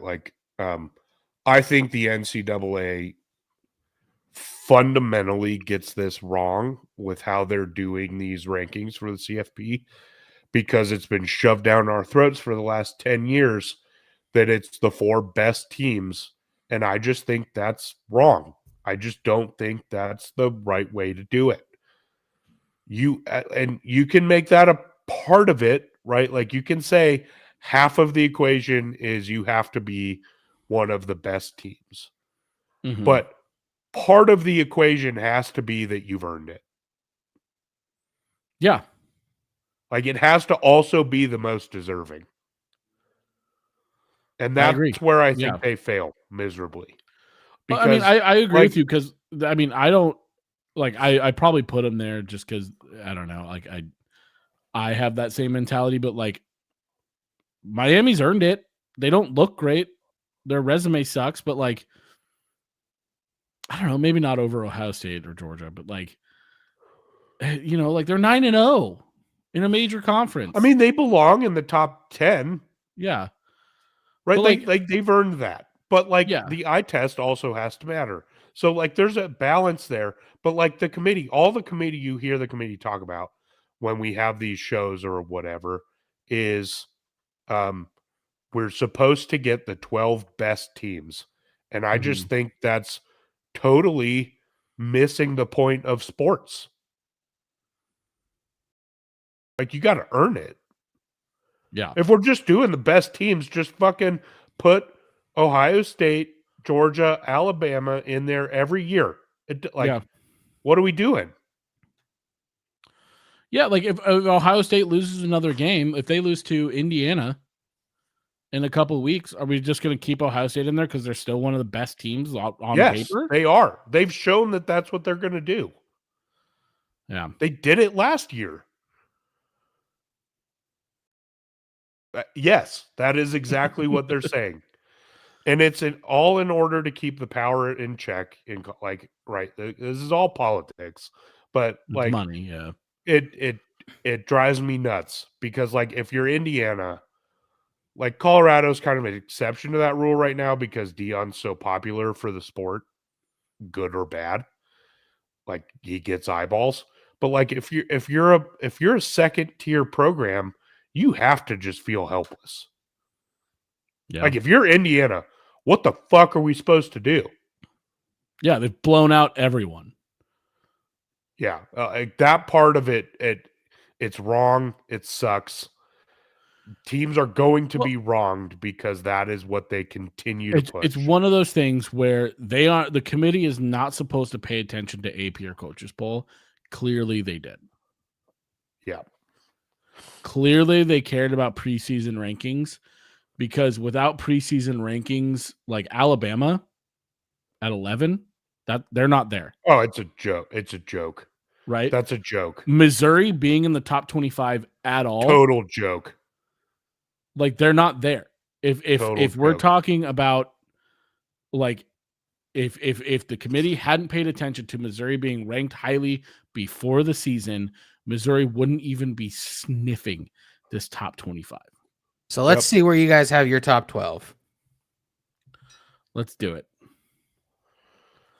First up, are you going Jamie first or Eli first? I think it's Jamie first. All right, Jamie in his 12. At 12 in Ole my Miss. rankings, I have Ole Miss. Solid. I think that's good. I think they're a good team. Which also puts them at 12 in my bracket. Yeah, we'll get there. All right, just I didn't know how you were doing this. So I have Notre Dame. They've earned it. They've played really good ball ever since that. They have one really bad loss. Everything else they've looked good at. that's fair. At 11, I have Boise State. Solid. Yep. I have SMU at 11. Probably underranked a little bit. I'm having trouble getting around that SMU is good again in my head. and they still have plenty of football to play. Well, So- and their hardest football's ahead of them. Still. Exactly. So Yeah. Yep, that puts them at 11. At 10, I have SMU. Nice. gotta tell you guys, organizing this section was kind of a pain in the ass. Well, we appreciate you doing it, buddy. I have Boise State at 10. Nice, looking good. Mm-hmm. So they're they match for now. I got Penn State at 9. The offense for me is they're a one-loss team, but that offense is gonna cost them. I get it. I have Tennessee at 9. Again, kind of the same thing. Just haven't really seen. They're good, but like that offense has sometimes been really suspect. That's fair. So they both slide in at 9. At 8, I have Tennessee. Oh, look at that. I didn't realize Different I used- logos. Yeah, I didn't realize I did that. That threw me off for a second. I kind of like it though. Well, when it's a Eli's variety. popped up, I was like, "What the hell?" I know I used a different logo. Yeah, and 8, I have Indiana. I've since sending that to Cameron, I've kind of rethought it, and I probably ranked them higher, but I have them at 8 right now. They're doing what they're supposed to do. Resume is like they haven't, like we said, they haven't really beat anyone yet. Next 2 weeks are it for Indiana. This is the prove it time for them, so I'm having them at 8 right now. If Yeah. they prove it, they're gonna skyrocket. Yeah, they got some ladder climbing over the next 2 Yeah, weeks yeah, if they execute. So All right, there we go. So chalk so far at 7. I have Texas. Solid. I have Penn State. I'm a little bit higher on them now than you are, I guess. But again, offense isn't great. Drew Aller's not the guy, but you kind of go with earned it a little bit, and that's where they're at right now. At 6, I've got Miami. Again, this is the lowest ranked undefeated team for me, and it's because that defense is borderline bad. They're And being carried bailed by out. 3 guys. And they got bailed out in 3 games now. Yeah, I mean, they and really, if we're going eye test, they should have lost 3 games. Number 6, I have Texas. Pretty close to you. They're a good team. Yep. And they may climb. Yeah. Again, like this is we're talking about the season This ended is today. right now. Yeah, this is Yeah. for today. Where we would rank these teams. Yep. So this is where it starts to flip flop, right? Like I got Miami as the 4th best conference champion. So they slide into the 4th seed in the playoff bracket from the 6th ranking. Yep. I have BYU at 5. Nice. Again, like you could probably flip flop BYU and Miami for me, kind of 5A and 5B. And it's kind of a tale of like it's very similar, right? Mhm. Like both of these teams I expect to get bit, or if they don't get bit, get absolutely whacked in the playoffs. Fair. I have Ohio State at 5. I don't remember putting them at 5. Woo! But I have them there. Oh no, you know what I did?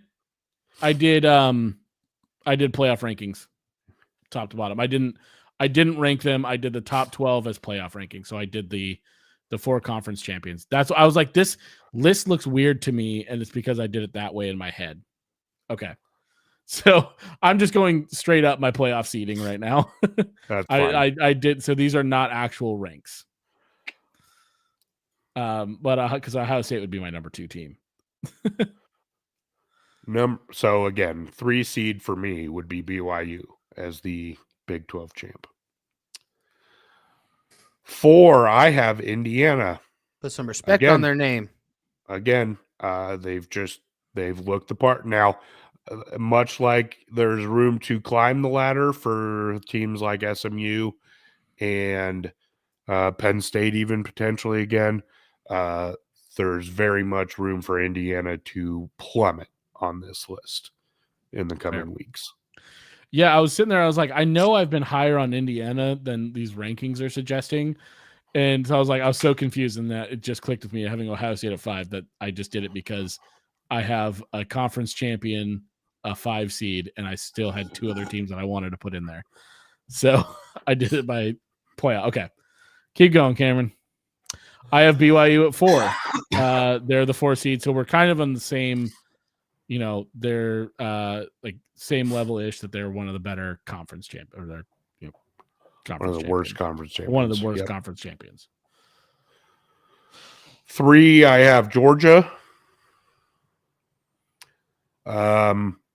Just look vulnerable. Last couple weeks, but they're winning, and that win against Texas was impressive. So 3, they go. I have Miami here, but now that I'm really thinking about it again, I probably would switch BYU and Miami. You don't have to do it, Cameron. I'll just do it next week if everything shakes out normally. I don't know why I put them like this. BYU's resume is objectively better. Yeah, that's what it was for me. They've looked pretty good. They have 2 top 25 wins. Miami has 0. It should be flipped, but these are my conference champions. At 2, I have Ohio State. That win against Penn State in Happy Valley was impressive. Bring them back up to the 2 spot. At 2, I have Georgia. I would have Ohio State at 2 if I would have done this the right way and not the dumb way. But yeah, I agree with you. Ohio State should be number 2, but Georgia's still really good. They lack some things that they've had in the past. And number 1 is Oregon. No surprises here. No surprise. Number 1 is Oregon. So those are our playoff brackets. Fairly similar, truly. We have the same 4 conference champions. Well, yeah, and if you take out, if you consider kind of how you did your rankings and you move the conference champions to where they should have been based on... It's probably pretty close. Probably pretty close. Yeah. So. Yeah. Yep. Yeah, if you look at these matchups, this is why everybody's so excited, right? Like, you tell me we get an Ole Miss at Ohio State playoff game. Yeah, Notre Dame at Ohio State, in a playoff game at home. In my veins. Yeah. Right now. I mean, okay, this is a weird one, but Tennessee at Indiana, fuck yeah, dude, that'd be hell. Like that'd be so cool for Hoosier fans. That'd be insane. Yep. You get some inter-Texas rivalry for both of us, just at different seeds. SMU at Texas, yes. Yeah, and tell me, Boise State at Penn State isn't going to be fucking electric for a playoff game. Like, And it'd probably actually be at night. Yeah, it'd be at night. They're probably whiting it out for fun. And you know what else they're doing? Boise State's going to throw that fucking all those trick plays out again. Be great. Yeah, perfect season for an expansion. Oh, Yeah, I mean, so also good. like again, like Penn State goes to Tennessee at Neyland. It'd be just insane. Like Yeah. this is dreams, man. Yep. This is dreams. I can't wait for how it's going to shake out. It's going to be awesome. Yeah, I mean, imagine like I That's know we where all we're have at. Oregon at 1, but like imagine having a playoff game at Autzen. That Yeah. Ohio Yeah, State game I will mean, culture. you're talking like if we're looking at this, we're talking about Oregon, Ohio State in a Big Ten championship. Oregon could lose that game, but you lose that game and then you're hosting, in my case, Ole Miss at Autzen, Yeah, or in your case, Notre Dame at Are you Autzen. kidding me? That game, Notre Dame travels to Autzen, that'd be lit, dude. Can you fucking imagine, dude? bro. Autzen The on a best thing Friday the night in December. Oh, the best thing the NCAA has ever done is made that first round home games. Yeah, It should be all rounds. I agree with you They should all be home games. totally. The playoff should be on campus. If you want to make the national championship a neutral site, I can Sure. maybe be on board with that. what about I think at semis, that point you're Like- trying to go for the best team, right? So you don't want home field advantage to really play it, but it has to be a true neutral site. I think what they need to do is like they need to have like 3 stadiums on standby, and like make the championship 2 weeks later or whatever, and then just like be like, if it's Georgia, we're not going to the fucking where the Atlanta. city's been Yeah. we're not zone? going to Yeah. Atlanta.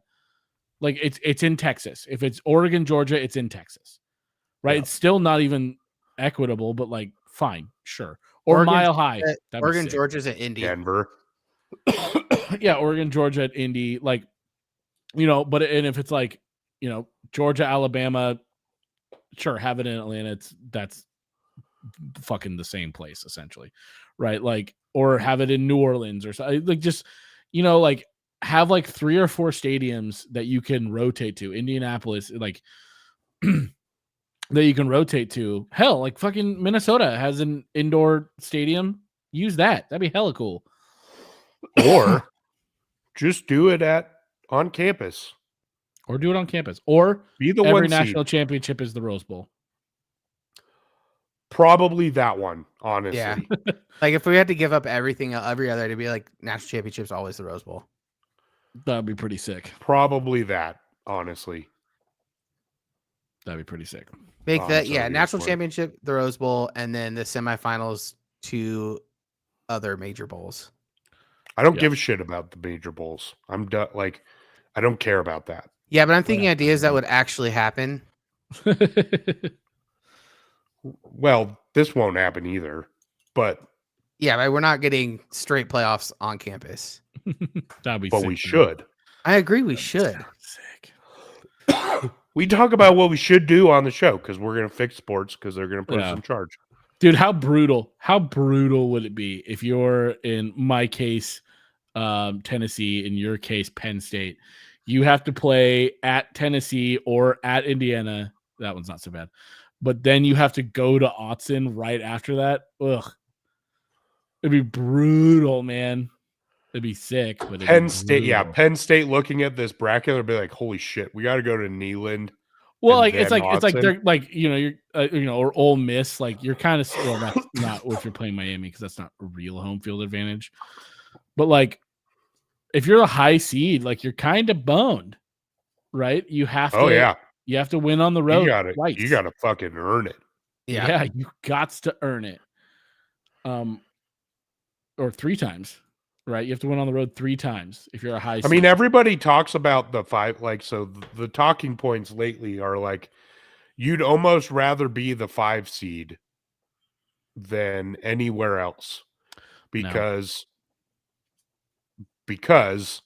you get theoretically the worst team in at home, Mhm. and then you get to play the worst conference champion. I think it's that second round that, because like in the 8-9 seeds, there's an argument to be made that Tennessee or Indiana in your case, or Penn State or Tennessee in my case, are better than Miami and BYU. Mhm. So Yeah, you'd I rather play. I get that argument. I'd rather take the bye week every time.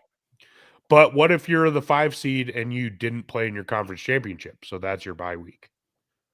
You just flip-flop the bye weeks. Yeah.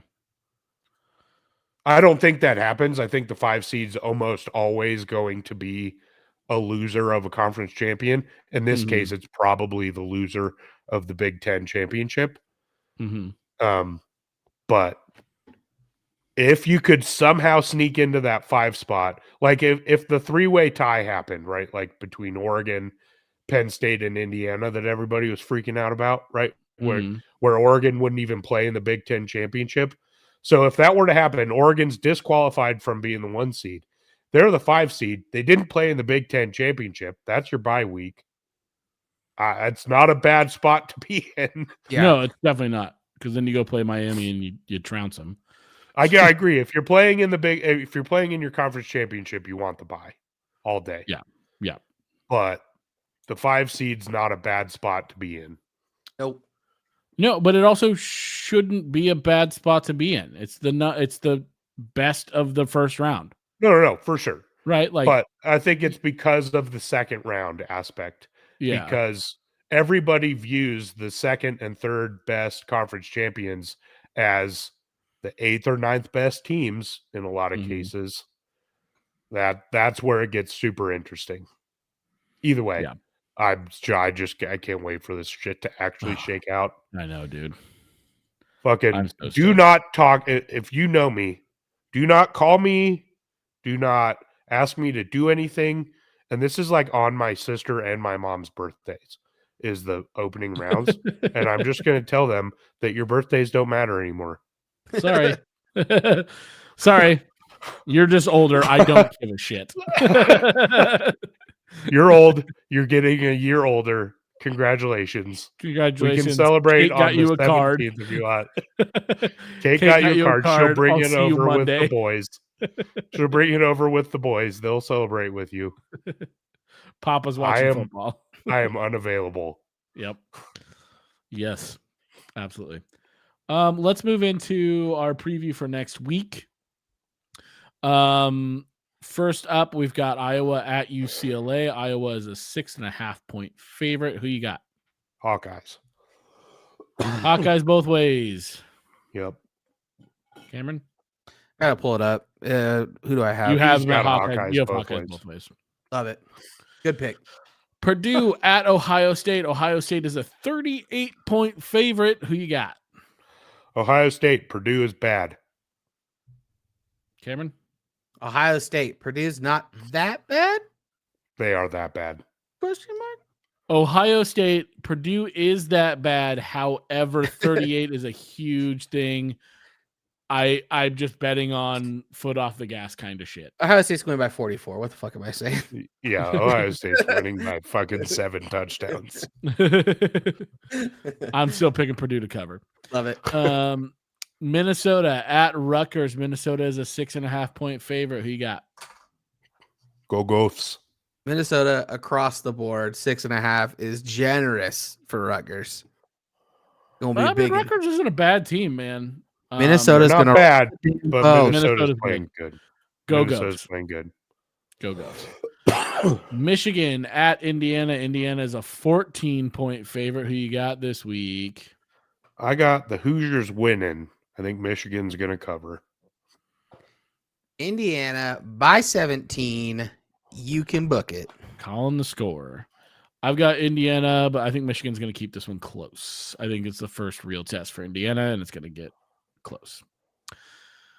Maryland comes to Autzen, Oregon, the number 1 team in the country, University of Oregon Ducks. What do you got? I think there's no question here for any of us. I got Ducks big. I wouldn't be surprised if Maryland doesn't get in the end zone.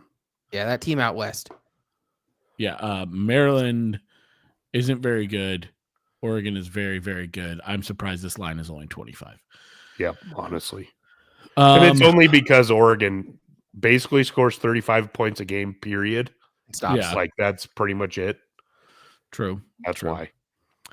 Washington goes into Happy Valley. Penn State coming off of an emotional loss to Ohio State. Who do you got?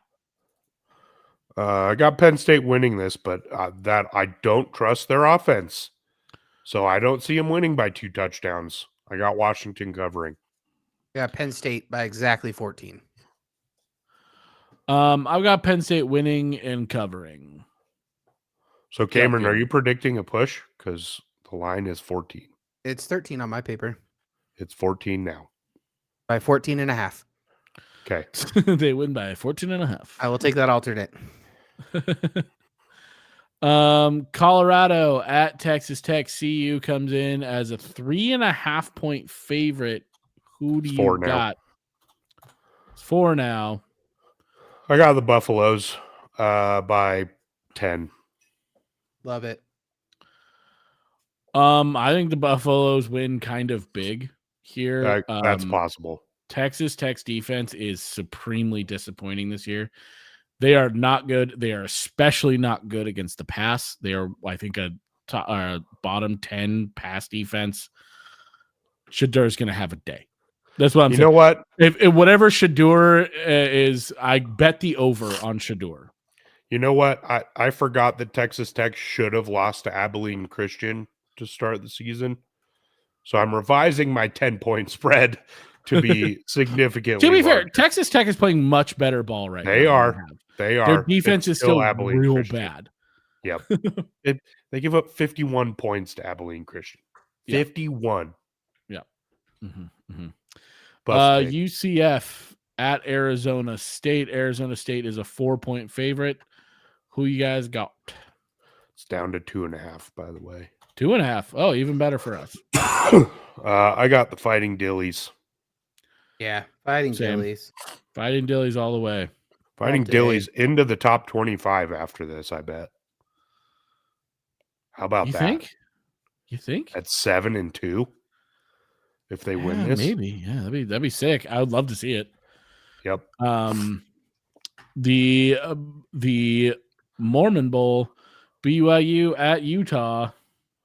It's the Holy War. The Holy War, I know, but I call it the Mormon Bowl. Only half of them are Mormons. They're godless heathens. BYU -3 now. Who you got? Cameron's buying the money line. Yeah, I'm buying the money line. Cameron's buying the money line. BYU both ways. BYU is actually my best bet, especially at -3. Yeah. I'm taking the alternate on that one. BYU -4. It's plus 110 right now. So I am got a hell of a 3-leg parlay right now, boys. If you guys want to hop on this, we'll talk about it. Florida at Texas. At Texas. Jamie. Texas wins, Florida covers. I'm picking Texas both ways. Mostly, I don't think Lagway's playing. If that's true, I'm reserving my right to change my spread. Okay. Vote. If Lagway doesn't play, they're gonna get fucking murdered. Yeah, I think if Lagway does play, I think Florida does cover, but I have Texas both ways. Yeah, I have Texas. I'm just gonna stick with it. I'm not reserving my right. I'm just Florida on the spread. We'll see. Florida. Georgia at Ole Miss. Georgia is currently a 2.5 point favorite. Who you got, Jamie? I got Ole Miss in this one. Georgia doesn't have a lot of firepower. Ole Miss has only firepower. Fair. I like it. So I think in a game that's going to be that Lane Kiffin's going to want to keep high scoring, I think they're going to outscore Georgia. Yeah, I've got Georgia both ways in this one. It just feels like Lane Kiffin. This is the type of game that Lane Kiffin just drops the ball on. Yeah. It just, he I always think that has was game. Kentucky. Like, I think that's already Fair. happened, is why Yeah. It just feels like that type of game to me. I'm going Georgia both ways. Same. Georgia both ways. It's the safe bet. It really is.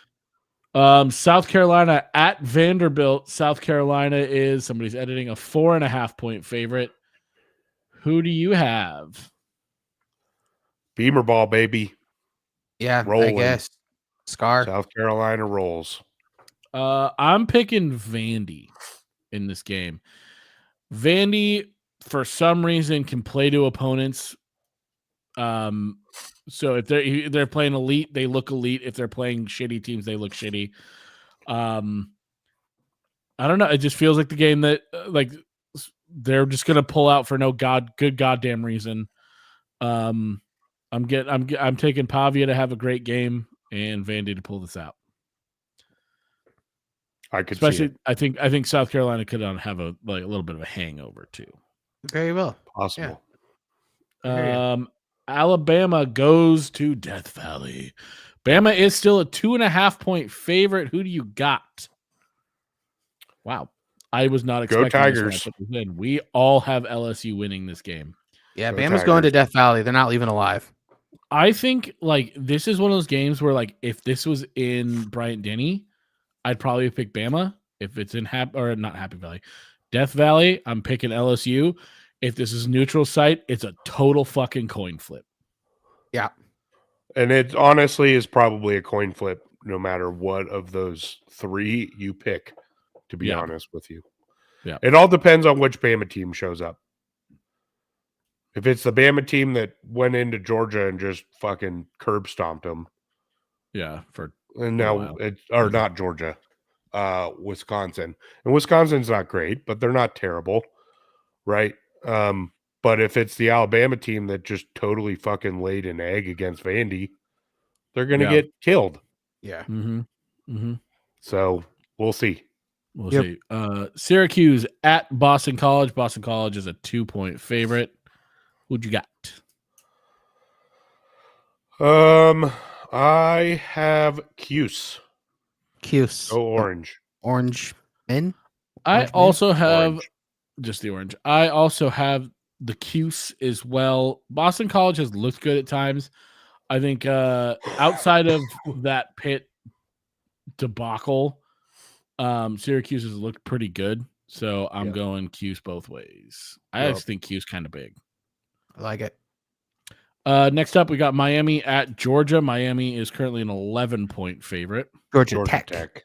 That's what. Oh, sorry. Yeah, Georgia Tech. My bad. This would be a very different answer if they were playing. Yeah, Georgia. if it was Georgia, yeah. Georgia by 50.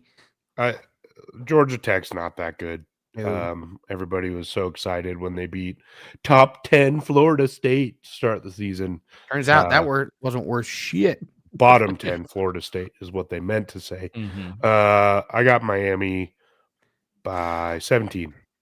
I like it. Uh, Miami. That's like dead on for me. Yeah. Miami by about 17. It's like one of those games where Georgia Tech could keep it close just because In the first Georgia half, Tech. yeah.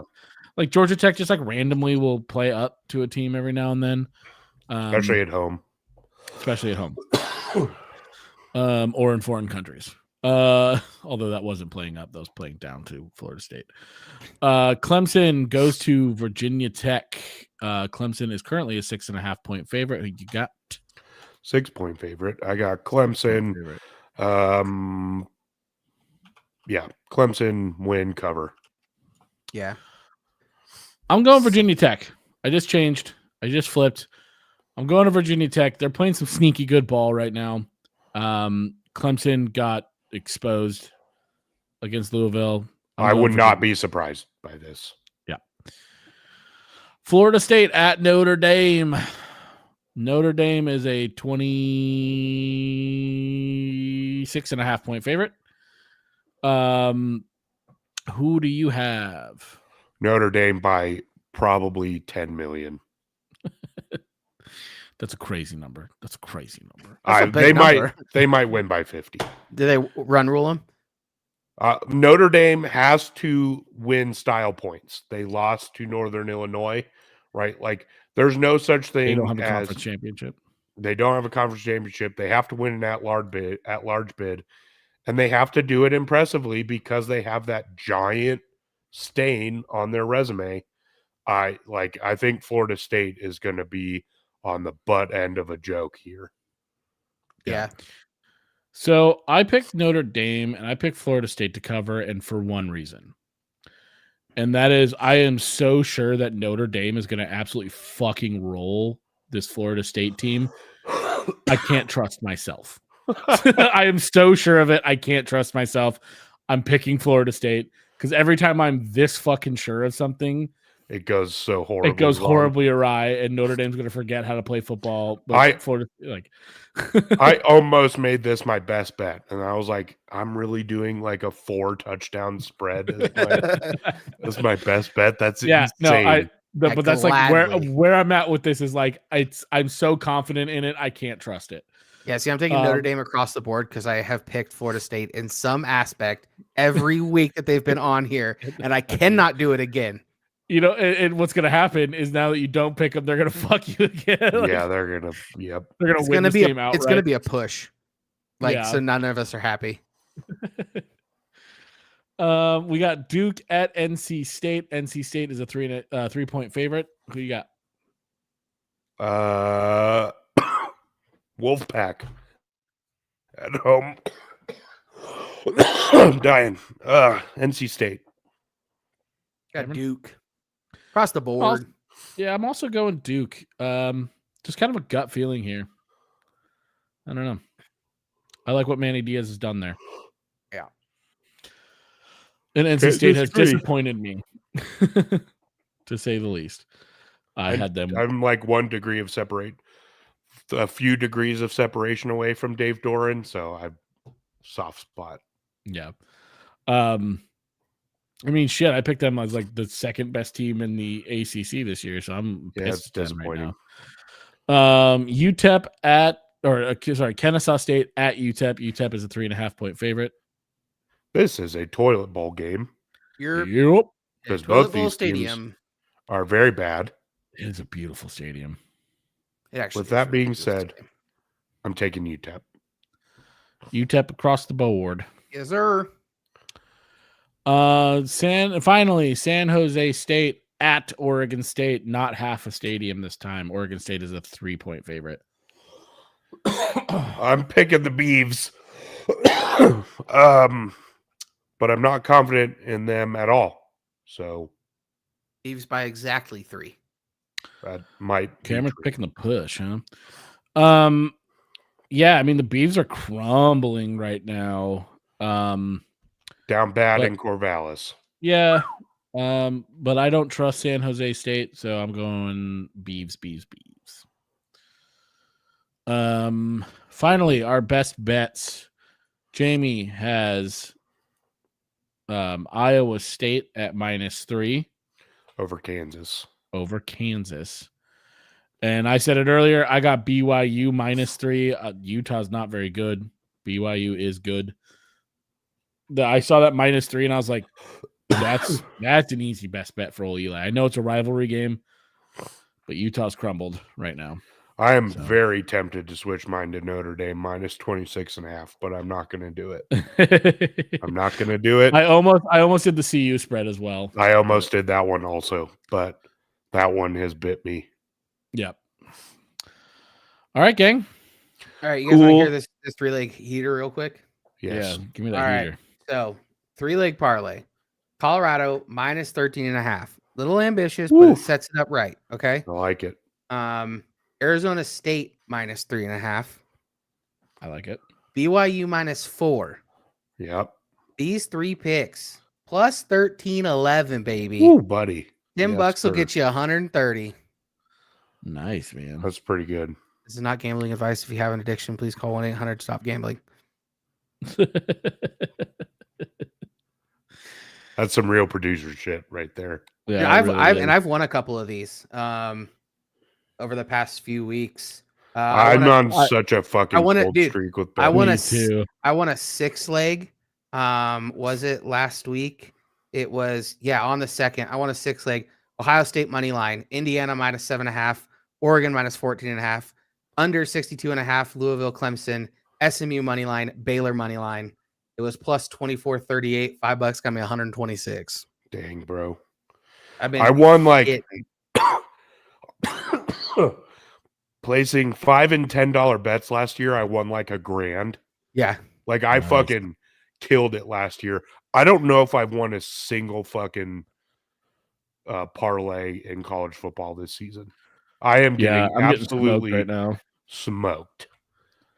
I'm getting cooked right now. Also won my my CU over 5.5 wins on the season. I won that one. That's probably that the one. only college football bet I've won. I wish I could do futures. I love futures. Futures are fun. Futures bet. I've cleaned house on some futures. Have you seen the bet slip that's out there for champions?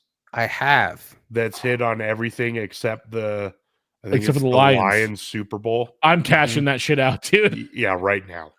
So I was talking to somebody about this, and is the move, if you're doing futures bets like that, is the move to do 2 of the exact same one?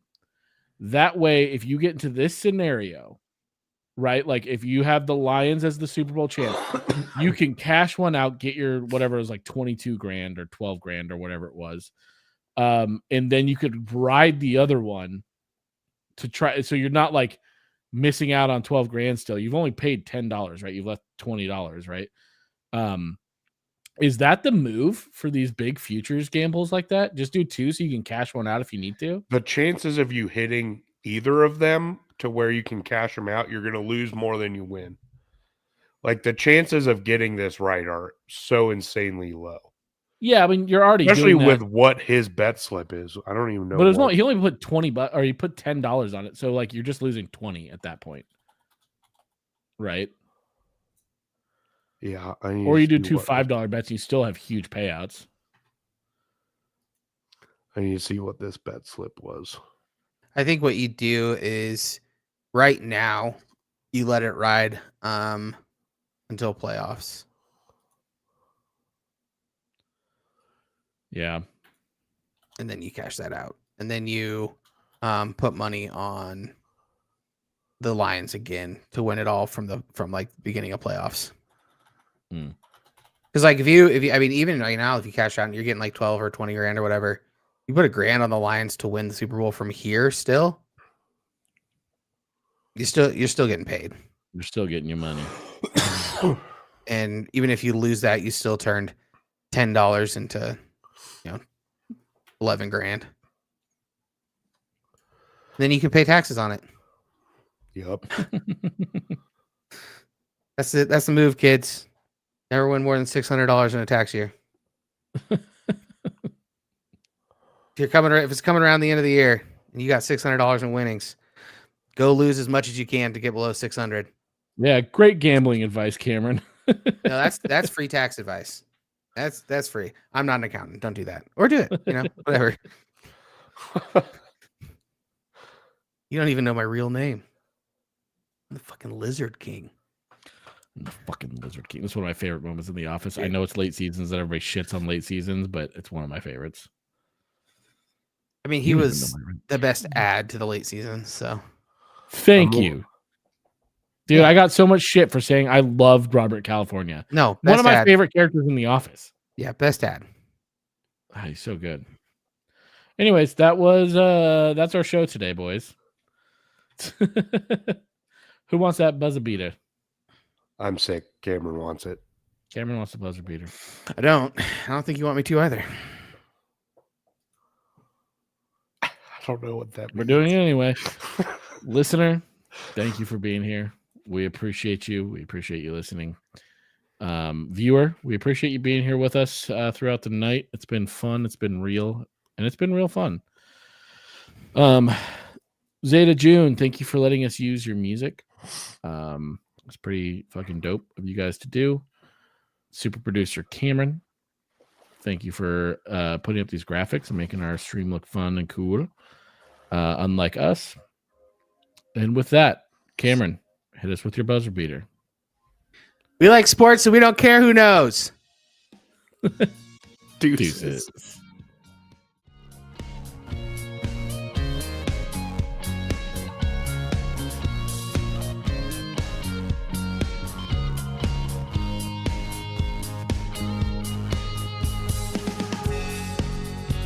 Fire.